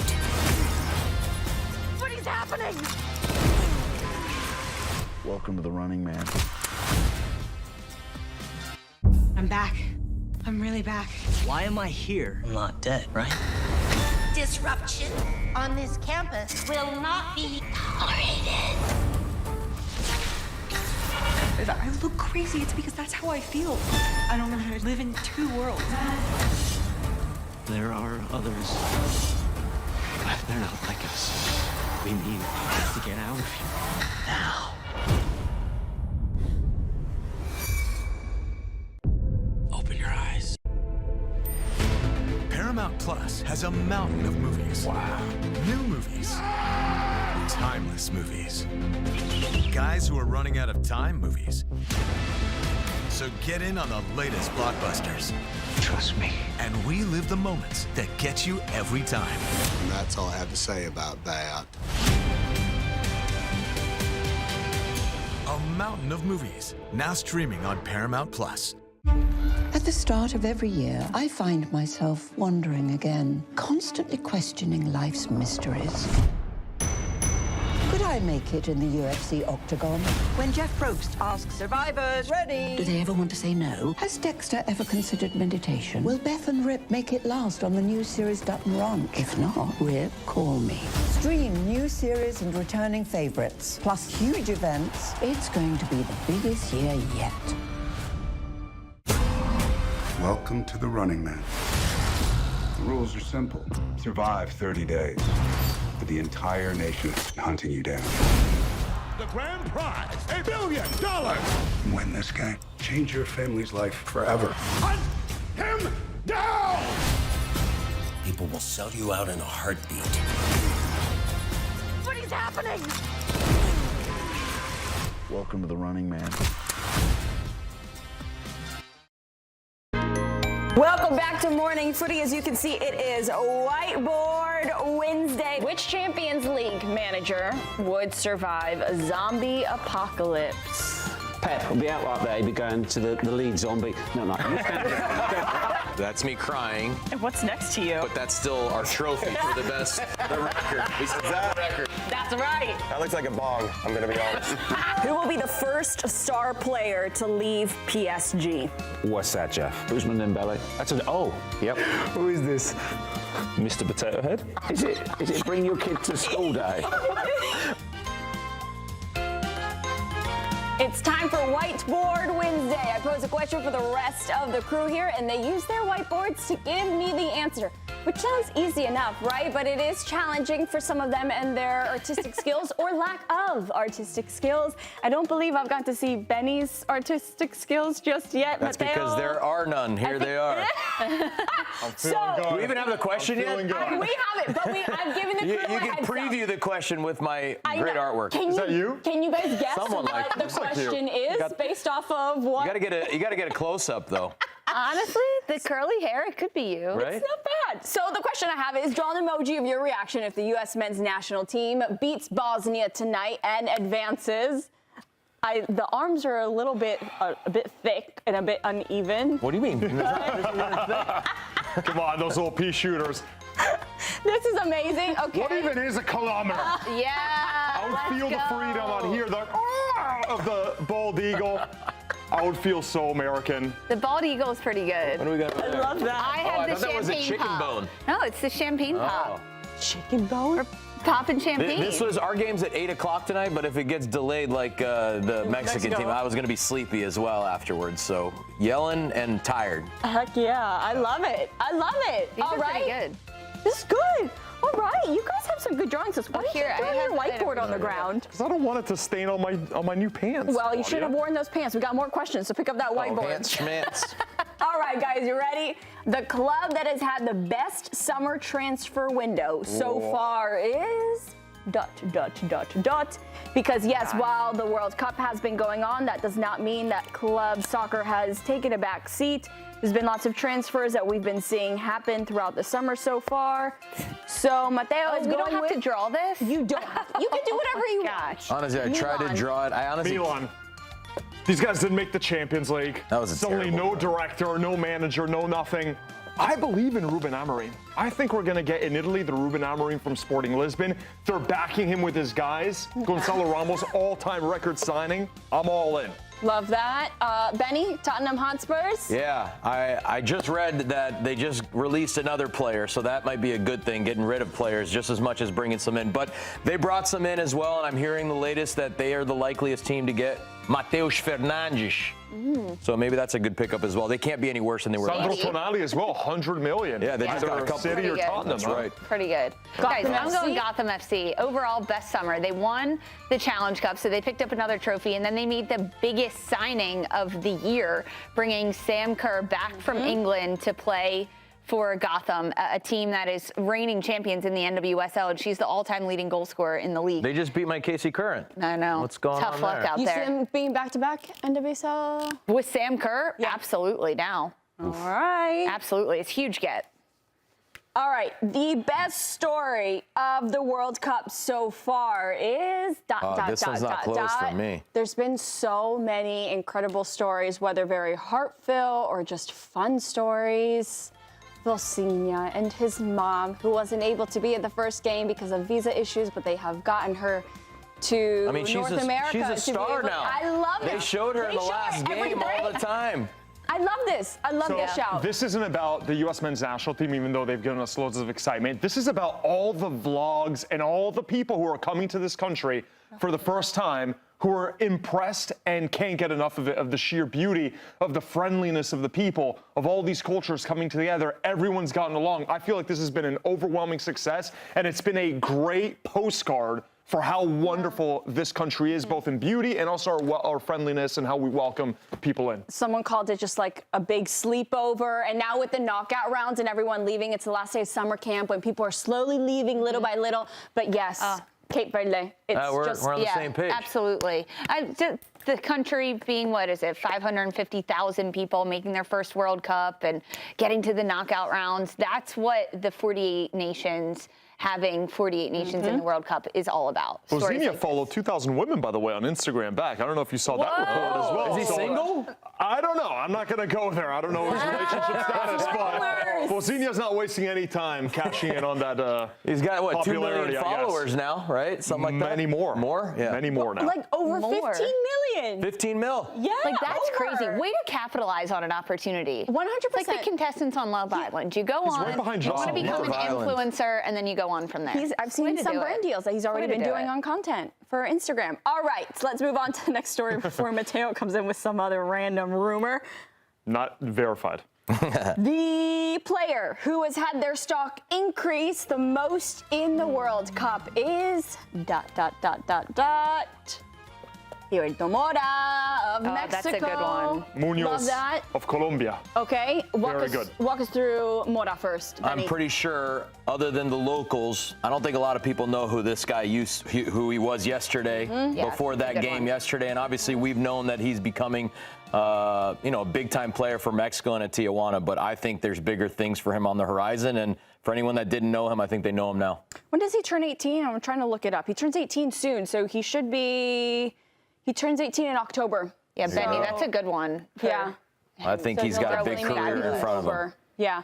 All right. Who did you have? I forgot. Oh, yeah. Speak me through this. So Munoz, Colombia's been one of the favorite teams that I've had the pleasure of watching. So fun to watch. Munoz down the flanks, Premier League experience, but he's really had a great World Cup. So I'm just high on Colombia as a whole. I feel like Colombia's played some of the best football. CONMEBOL's, they might just be behind Argentina in terms of how far they go in this tournament. Yeah, I love how they CONMEBOL. didn't give up, especially in that first game. There's a lot of heart and fight there. Yan Diomande? with the winger, too. Yan Diomande for Ivory Coast, Cote d'Ivoire. It's just so tremendous. His ability on the flanks and his confidence. He is what carried this team as far as they went in this competition. He's on the map. I mean, obviously, PSG, what is it, 5-year deal that they want him for? It is pretty cool to see. Yeah, Bundesliga Rookie of the Year Yeah. this past season as well. 19 years old. All right, let's move on to the next one. Didier Deschamps' next managing job will be ... because he has already said even before coming into this World Cup that this would be his last World Cup. Now, with yesterday's win for France, he now leads for most wins for a head coach at a World Cup. If he wins the World Cup, sail off into the sunset, enjoy retirement, leave on a high, and become an influencer. Brand ambassador, influencer, post on social media while you're in the south of Spain.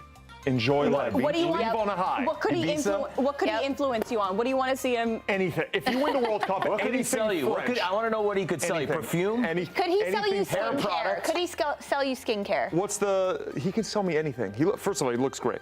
But I would buy anything from that man if he wins the World Cup. You become an influencer, you cash in on your popularity like Vozinha is on Instagram. What about this? That's quite the pipeline. You can do both. World Cup maybe. champion to influencer. I say just go on vacation. I think go on vacation. Influencer. I think Vozinha Sit is on the influencer beach, there, relax right? a little bit. I like get that. some sun, drink some good drinks on the beach. This is what I'm going for. I like it. I like it. Retirement. I like it. And if he needs to, he could do all three. All right, last one. Is this the right one? If your life is this, do I have the right? Yeah. If your life was, well, I had to make sure this wasn't a random one. If your life was on the line, who would you want to take a penalty kick? This one's easy. I mean, I'm not letting someone else decide my fate. If I die, it's because I suck at taking the penalty kick. How are you on PKs? Well, What were you like in Ivis your reminded me career? every single one that I missed before the show. So then why are you picking yourself? There you go. We're gonna stay alive, man. We're gonna stay Look, alive. he came in with so much bravado, quiet confidence, just exudes. Quiet, not quiet. Not quiet. Definitely wasn't quiet when the junk food came in this morning. I thought he was going to I thought you were going to choke someone out the way that Torado was choking you out in that game. I would go with you. I believe in you. Wow. But although you're putting more pressure on me now, your life depends on me too. Okay, but I'll try Now my the best. pressure's on. Guys, I'm going with Lo Labonta. Lo just missed the last one, though. I love Lo, Yeah, but she missed didn't the you last miss one. your last one that you No, I didn't miss the last one. Des Moines Menace. I don't know about that. Yeah. Maybe my second And then last one. once she buries it and I get to stay alive, we'll get the best celebration What is ever. a celly? Can you Thanks, show me Lo. what that is? Oh, Lo Labonta cellies? She has all kinds of I mean, cellies. but can you do it? Yeah, let's Well, see. this was the one I was doing earlier that you liked. Oh, I want to see one from Lo. The Look, one. they Labonta, made she's me done do some all good sorts of ones. dances here. She and I does was the told by the boss broken no dance. back She's and done the then the broken twerk. back It made me twerk and the right twerk. there. She's She's ridden a bike. She's done a golf putt into the corner flag. And best celebrations in the sport. Sally Queen. I love that. I love that. All right. Did you say that they made you twerk? Yeah, good try, Mateo. No, it was the one where you go like this. What is that one called again? Why don't you just do it for us? No, and then we'll I'm good. see. I'm good. I was explicitly told not to dance ever again here, so. Well, they they tried to get me to dance. So it's They because told me. it's The because boss you're so texted me bad. right after, it's like, never again, so. All right, guys. Sorry. Well, to avoid seeing Mateo twerk or a dance of any means, how about we go to a quick break? We've got much more Golazo Network 48 Nations coverage coming up.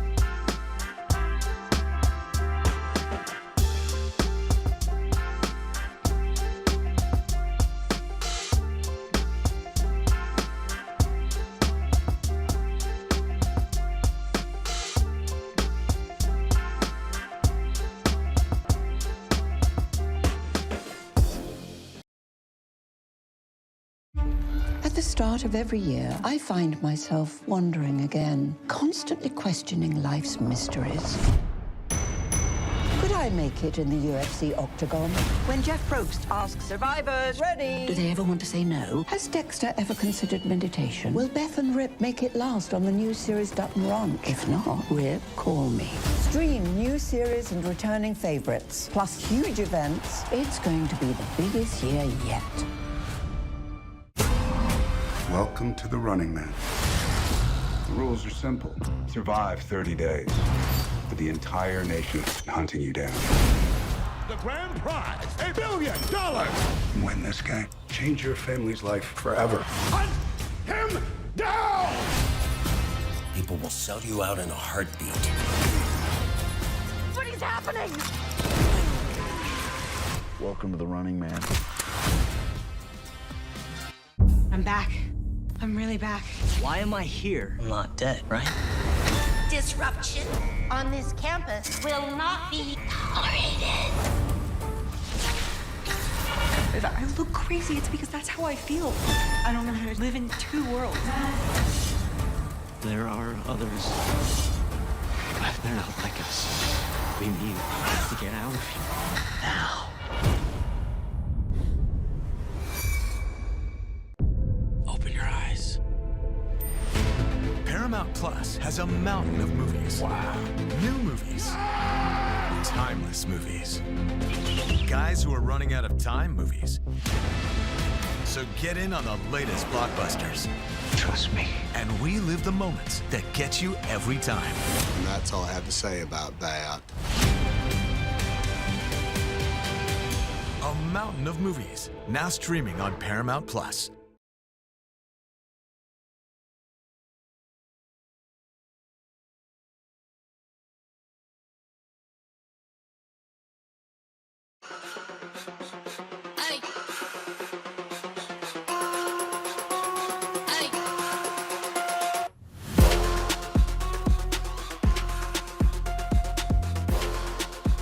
So here's how the group stage shaped up for England and DR Congo. England top Group L with 2 wins and a draw, finishing unbeaten.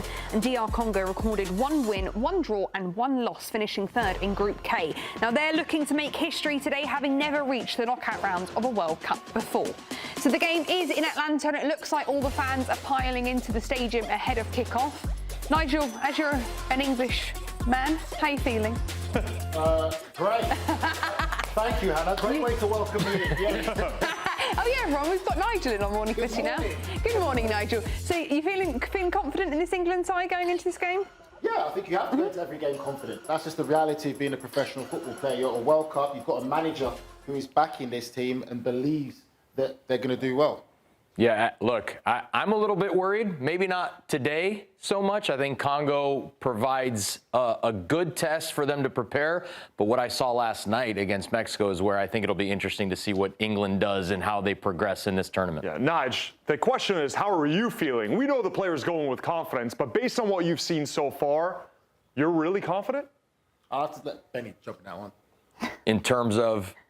Well, everyone, let's just address the elephant in the room here. Nigel's mic is off. He's trying to speak, and you can't hear him. It's like he's never been on TV before. Matteo, we'll start off with you. How are you? My mic is on, I think. Is my mic on? Honestly, this is live television, everybody. Let's talk about this English side, because it seems like the fans aren't totally satisfied from what they've seen from the group stage. Why is that? No, they're not. So I was in Boston to watch England, your nation, take on Ghana, and I was sat around all these English fans who had one too many carbonated beverages. They were not happy. It felt lackadaisical. Where was the intensity? This is a World Cup game.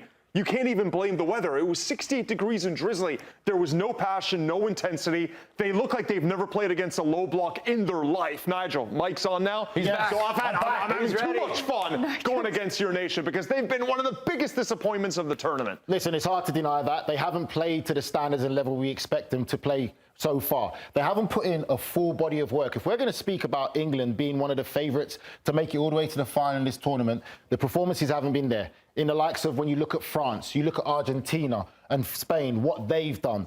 They haven't been nowhere near the levels they need to be. And I think for when you look at England as well, this was always going to be something that popped up. When they talk about breaking down a low block, conversation about the players that were left at home, when you talk about the Phil Foden and the Cole Palmers, that they didn't come into this World Cup, weren't picked by Thomas Tuchel. They are the special players that we have who can be very useful in those scenarios and situations when teams want to camp in.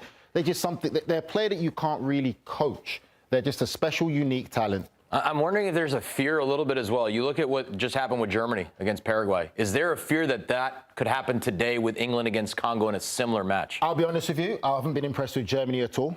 We got to interview Jens Lehmann when he came on there for me, and he said even if Germany made the quarterfinals, that would be a good achievement for Germany.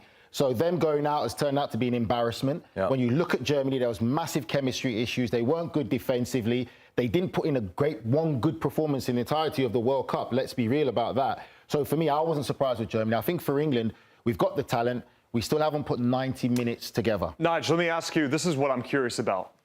This L shape right here, how are you feeling about that? Madueke, no Saka? I'm fine with it. I think the biggest surprise for me is the fact of Saka not starting today. You talk about knockout stage now. This is where Thomas Tuchel is supposed to make his money. This is why we bought him to be England manager, to get us all the way to the promised land. Saka not starting is a surprise for me. Madueke's been okay. So not really too surprised about that. The problem now is Spence coming in. We talk about the right-back situation. We lost Reece James. We lost a few other right-backs. And then now Spence is starting again. Livermento's another one. So for me, Spence is a good defender, but at times can go wandering. His recovery runs can be questionable. His position in play can be questionable at times. You're talking about a World Cup now. You're talking about the knockout stages. So this could be an area of vulnerability for me that's a worry. But when you look at this side, it's a good side. I think for me, the main man for England is this man here, Jude Bellingham. Whether you like him or you hate him, he is the catalyst that England need. He is that raw edge, that personality, that desire that makes this England team tick.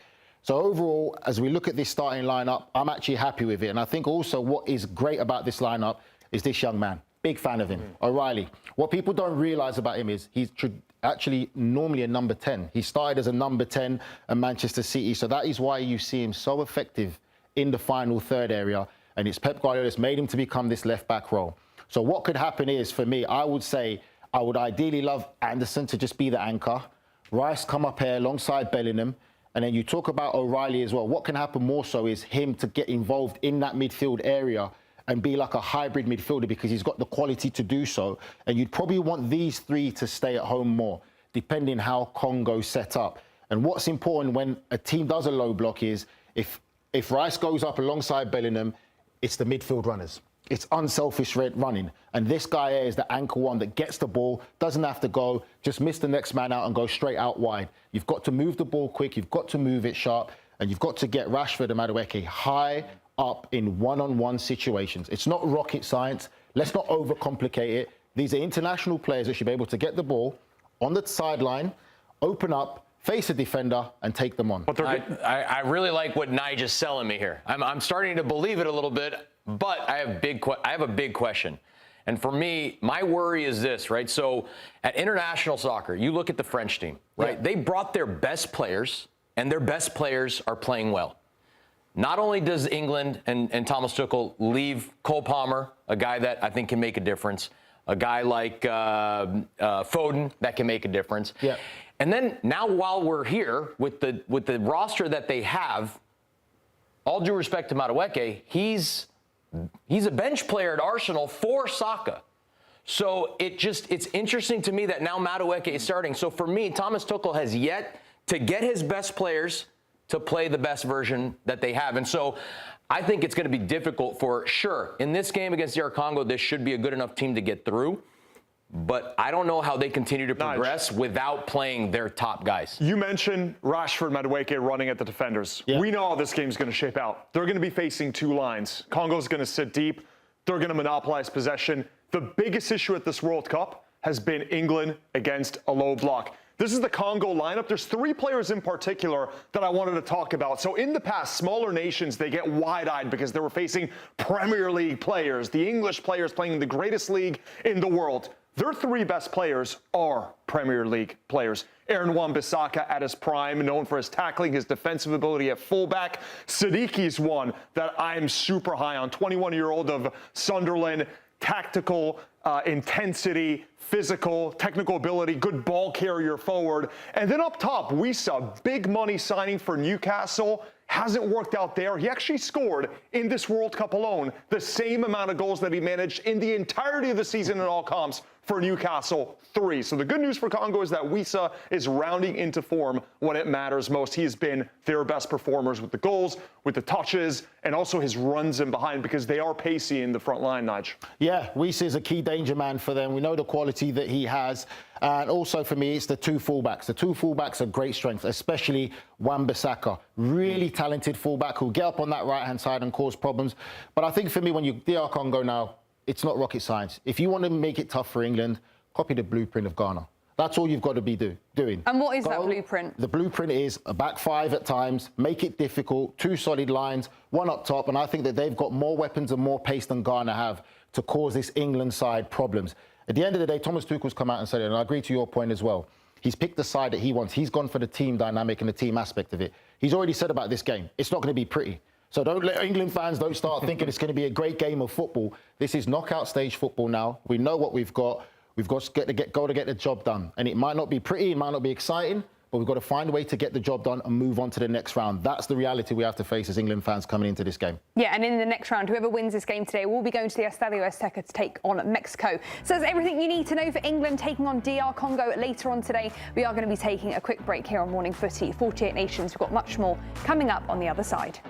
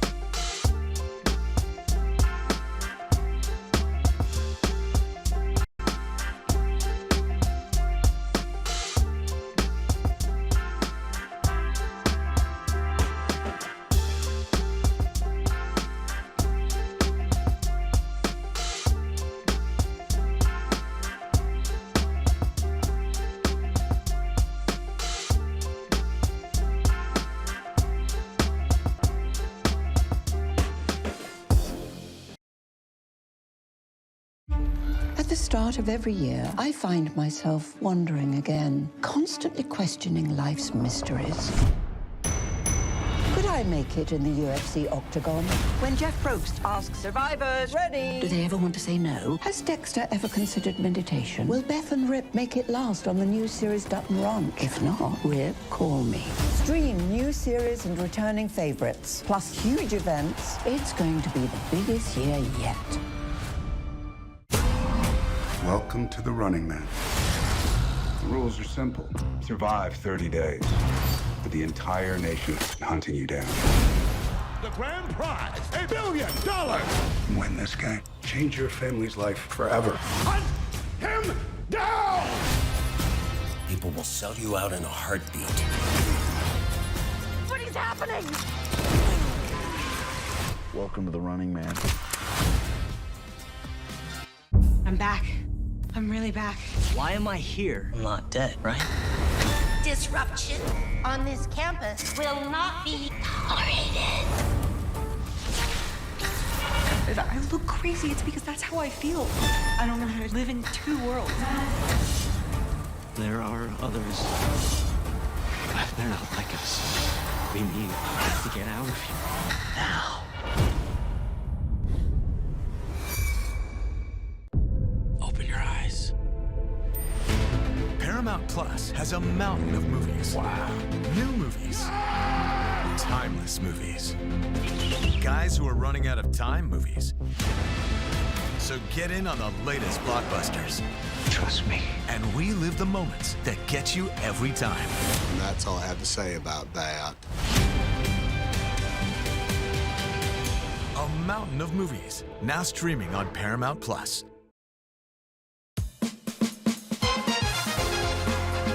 Well, 7 p.m. Eastern tonight, all the action surrounding the U.S. men's national team gets underway right here on the Golazo Network and YouTube with the Call It What You Want 48 Nations pregame show. Jimmy Conrad, Charlie Davies, Marcelo Alboa, Tony Miola, and Mackenzie Brooks are live from Recess, Chicago. And two back in after the match as the group will recap it all and hopefully we'll look ahead to the USA's round of 16 matchups. So let's bring in our CBS Sports betting analyst, Mackenzie Brooks, who is in Chicago tonight with the Call It What You Want crew. Mackenzie, what bets do you have for us tonight? Let me just give her props. She went 3-0 in her bets yesterday. So, Hey, yes, Mackenzie. I was going to say it because she's too humble to say it herself, so I had to say it for her. Thank you, guys. This is a tough one for me because I'm one to bet with my head. You know me. I'm a math girl. I'm a data girl. But then I get flown to Chicago to drink beer with hundreds and hundreds of U.S. fans, and suddenly, I have to play this correctly to enjoy the environment I'm about to be in. So I have one bet that kind of favors Bosnia a little bit. I have to go with both teams to score. I'm addicted to it, okay? It's an itch I just can't scratch. And it did not hit the past two games, the past two nights, but I do think we're going to get back on track here. I do think we sleep on this Bosnia team just a little bit. I do think the U.S. score first, but that forces Bosnia to have a bit of sense of urgency to counter. So with that said, Bosnia has had this cash in every single game through the World Cup. The United States all but one game here. Everything I'm going for today really revolves around assuming a U.S. 2-1 win. So that's why we're also going to get a parlay closer to even money here with U.S. to win and over 2.5 goals total. So that could help from the both teams to score. Again, I'm assuming probably a 2-1 score at the end of this match. But again, that covers our boundaries. Even if we don't hit the both teams to score, maybe the U.S. just kill them 3-0. I'll take that too. That's good for the vibes of the environment I'm going to be in. And then we're just going to play a little bit safe here around -150 for Pulisic to score or assist. We only saw 32 minutes, I think it was, of him in the last match, but he looked hungry. He had multiple shots on target. I'm not always just looking for goals when it comes to trying to bet on these score or assists. If you have shots on target, that's a good sign to me. At some point, mathematically, you're due to hit one of them. So again, he's been involved in all the games he's played ample minutes in. So I feel like this is a game he'll come back out again. And honestly, knock on wood, if they make it through this round, this line will probably become unplayable. So this is really our last chance to get on Pulisic with this price. What do we think? I like it. Do you like these bets? I have one question about the Pulisic bet. What happens if for some reason he doesn't start? Does that get canceled, or is it regardless of whether he starts or he's off the bench? So it depends what sports book. A lot of books will allow the sub to also count for the bet. Now, that is to say if he's starting or not for sure. I'm not sure if he's not starting, if it will count the other way. But if he does get subbed out at some point, his sub will count towards that score or assist. I do know that. The sub. Mackenzie, I like that you mentioned that you have like an emotional pick, because I feel like just seeing the line, seeing like the poly market, all that, the U.S. is getting the respect of a World Cup favorite, and no one's giving any respect to Bosnia. I know as an Italian what Bosnia is capable of. I feel like people have no idea how tough Bosnia are to break down. So I just want to ask from you, like, is the emotion like almost overwhelming being there? Like, do you just feel like there's this mass euphoria with the U.S. fans that they're like, we're going to go all the way, we're starting to believe? Like, it's overwhelmingly optimistic now, right? It is. And you know what? Sports books play to that. Like, they're going to make lines that they probably shouldn't. U.S., I think, is minus 270 to win this match. They should probably be around minus 180, minus 190, but books know that they can get Americans to bet on them at minus 270. So you have, you know, shocker, the books are taking advantage of us, but they're knowing their market and they're knowing that the U.S. and all of these casual Americans are flooding in money on this team. So it makes it very hard to bet on U.S. matches. Another example of this would be like the WNBA and Caitlin Clark. All of her lines were really inflated. So when you get the Dallas Cowboys, the LA Lakers, teams that America just loves to bet on, I've mentioned it before on this show, you just want to be wary because you're usually likely getting taken advantage of what the true line of this match should be. And we've all said it here. Like, Bosnia is a little bit underrated, not just because we have this U.S. hype, but you know, they've hung in some of these matches. They've played well. I call them like an NBA play-in team, right? They barely got here. They're playing with house money. And those types of teams can make runs. And they're a little bit dangerous, and they have this momentum. So, again, we've seen NBA play-in teams make a deep run. I'm not counting Bosnia out of this one by any means. Well, Mackenzie, we appreciate it. Make sure you enjoy tonight and have a beer for all of us in Chicago. Twist my arm. We want to see if you can chug a little better than Nico from his trip and coast to coast. My goal, guys, I want to crowd surf tonight if my producers allow it to happen. I had this really cute outfit picked out, and now I'm thinking to myself, I'm going to get beer thrown all over me. Like, I think I need to go in like a t-shirt and tennis skirt and hope for the best that I make it out alive. Well, if you crowd surf, just make sure that we have footage of it. All right, we would love it. Mackenzie, Joy, thank you. Thanks, guys. All right, so Benny, when we look at the competition that the U.S. has in Bosnia, when you look at Mauricio Pochettino and the record that the U.S. do have when going up against European teams, right now they've lost all 6 of those matches. It's not looking good. Does that worry you in any way? Man, I think yes and no. The thing with, I think the reason why we haven't had success against European teams is the way they play. There's a different style about how CONCACAF teams play, how CONMEBOL teams play. And so you see a little bit more tactical, a little bit more defensive oriented, better in counterattacking situations. Also, they take advantage of their opportunities a little bit better. And so we have to be not only better than Bosnia, but we have to be better inside the boxes. That's, to me, the big question mark for this game, because they're going to be good on set pieces, both defensively and offensively. Can we match them there? And then conversely, the transitional moments of the game. Can we be good defensively? Because we are going to have the ball in the attacking half. Can we be good in the moments that they try and counter us? I think if we do that, we should get a win, even though our record hasn't been great against European teams. In what other ways can Bosnia be dangerous? Because, Matteo, you know better than maybe everyone the heartbreak that they can cause your team. So just a little quick primer on Bosnia. A lot of these guys play at a very high level in Europe. Tariq Muharimovic is one of the best center backs in the World Cup. I've been saying it. Yes, he got a red card, but going into this tournament, I've watched a lot of him. He is unbelievably underrated. Him and Katic and Kolasinac of Atalanta have formed a really good, sound defensive core. Milwaukee Messi, Esmir. Tons of talent. Alay Begovic on the other side. 2 wingers that can cut inside and cause you problems. People are sleeping on Bosnia. It would be very foolish to do so. Yeah, well, it'll definitely be such a good match tonight. It is a late night matchup that we have going on tonight. USA taking on Bosnia. Right now, we are going to take a quick break here. Much more Morning Footy, 48 Nations coming up on the other side.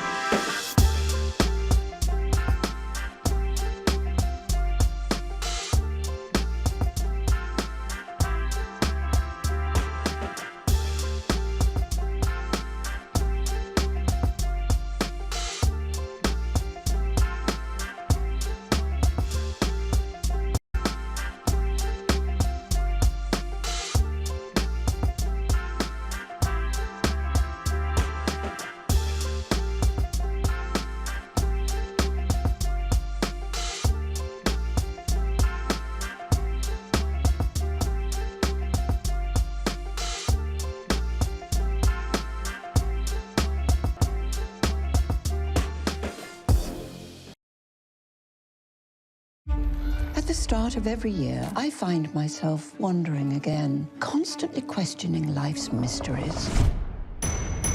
Could I make it in the UFC octagon? When Jeff Probst asks survivors, ready? Do they ever want to say no? Has Dexter ever considered meditation? Will Beth and Rip make it last on the new series Dutton Ranch? If not, Rip, call me. Stream new series and returning favorites, plus huge events. It's going to be the biggest year yet. Welcome to the Running Man. The rules are simple. Survive 30 days. But the entire nation is hunting you down. The grand prize, $1 billion. Win this game. Change your family's life forever. Hunt him down! People will sell you out in a heartbeat. What is happening? Welcome to the Running Man. I'm back. I'm really back. Why am I here? I'm not dead, right? Disruption on this campus will not be tolerated. If I look crazy, it's because that's how I feel. I don't know how to live in two worlds. There are others. But they're not like us. We need to get out of here now. Open your eyes. Paramount Plus has a mountain of movies. Wow. New movies. Timeless movies. Guys who are running out of time movies. So get in on the latest blockbusters. Trust me. And relive the moments that get you every time. And that's all I have to say about that. A mountain of movies. Now streaming on Paramount Plus. Welcome back into Morning Footy. Time for our trivia. So the question is, guys, what American player scored a hat trick in the first ever meeting between the U.S. men's national team and Bosnia and Herzegovina? You guys can't see anybody getting that. I have a guess. I don't know for sure. You guys want to take some guesses? Because we are giving the answer here as Josie well. Altidore is my guess. Oh. Yeah. Wow. Good stuff, Benny. Josie Altidore, 2013. It ended up being a 4-3 win for the U.S. Good You just said he was one of the best players you've ever played with. That's a cheat code. Strikers. Played with him. Strikers, sorry. Played Him with You're playing right. Atlanta, man. All right, I was not there for that game though. Oh, okay.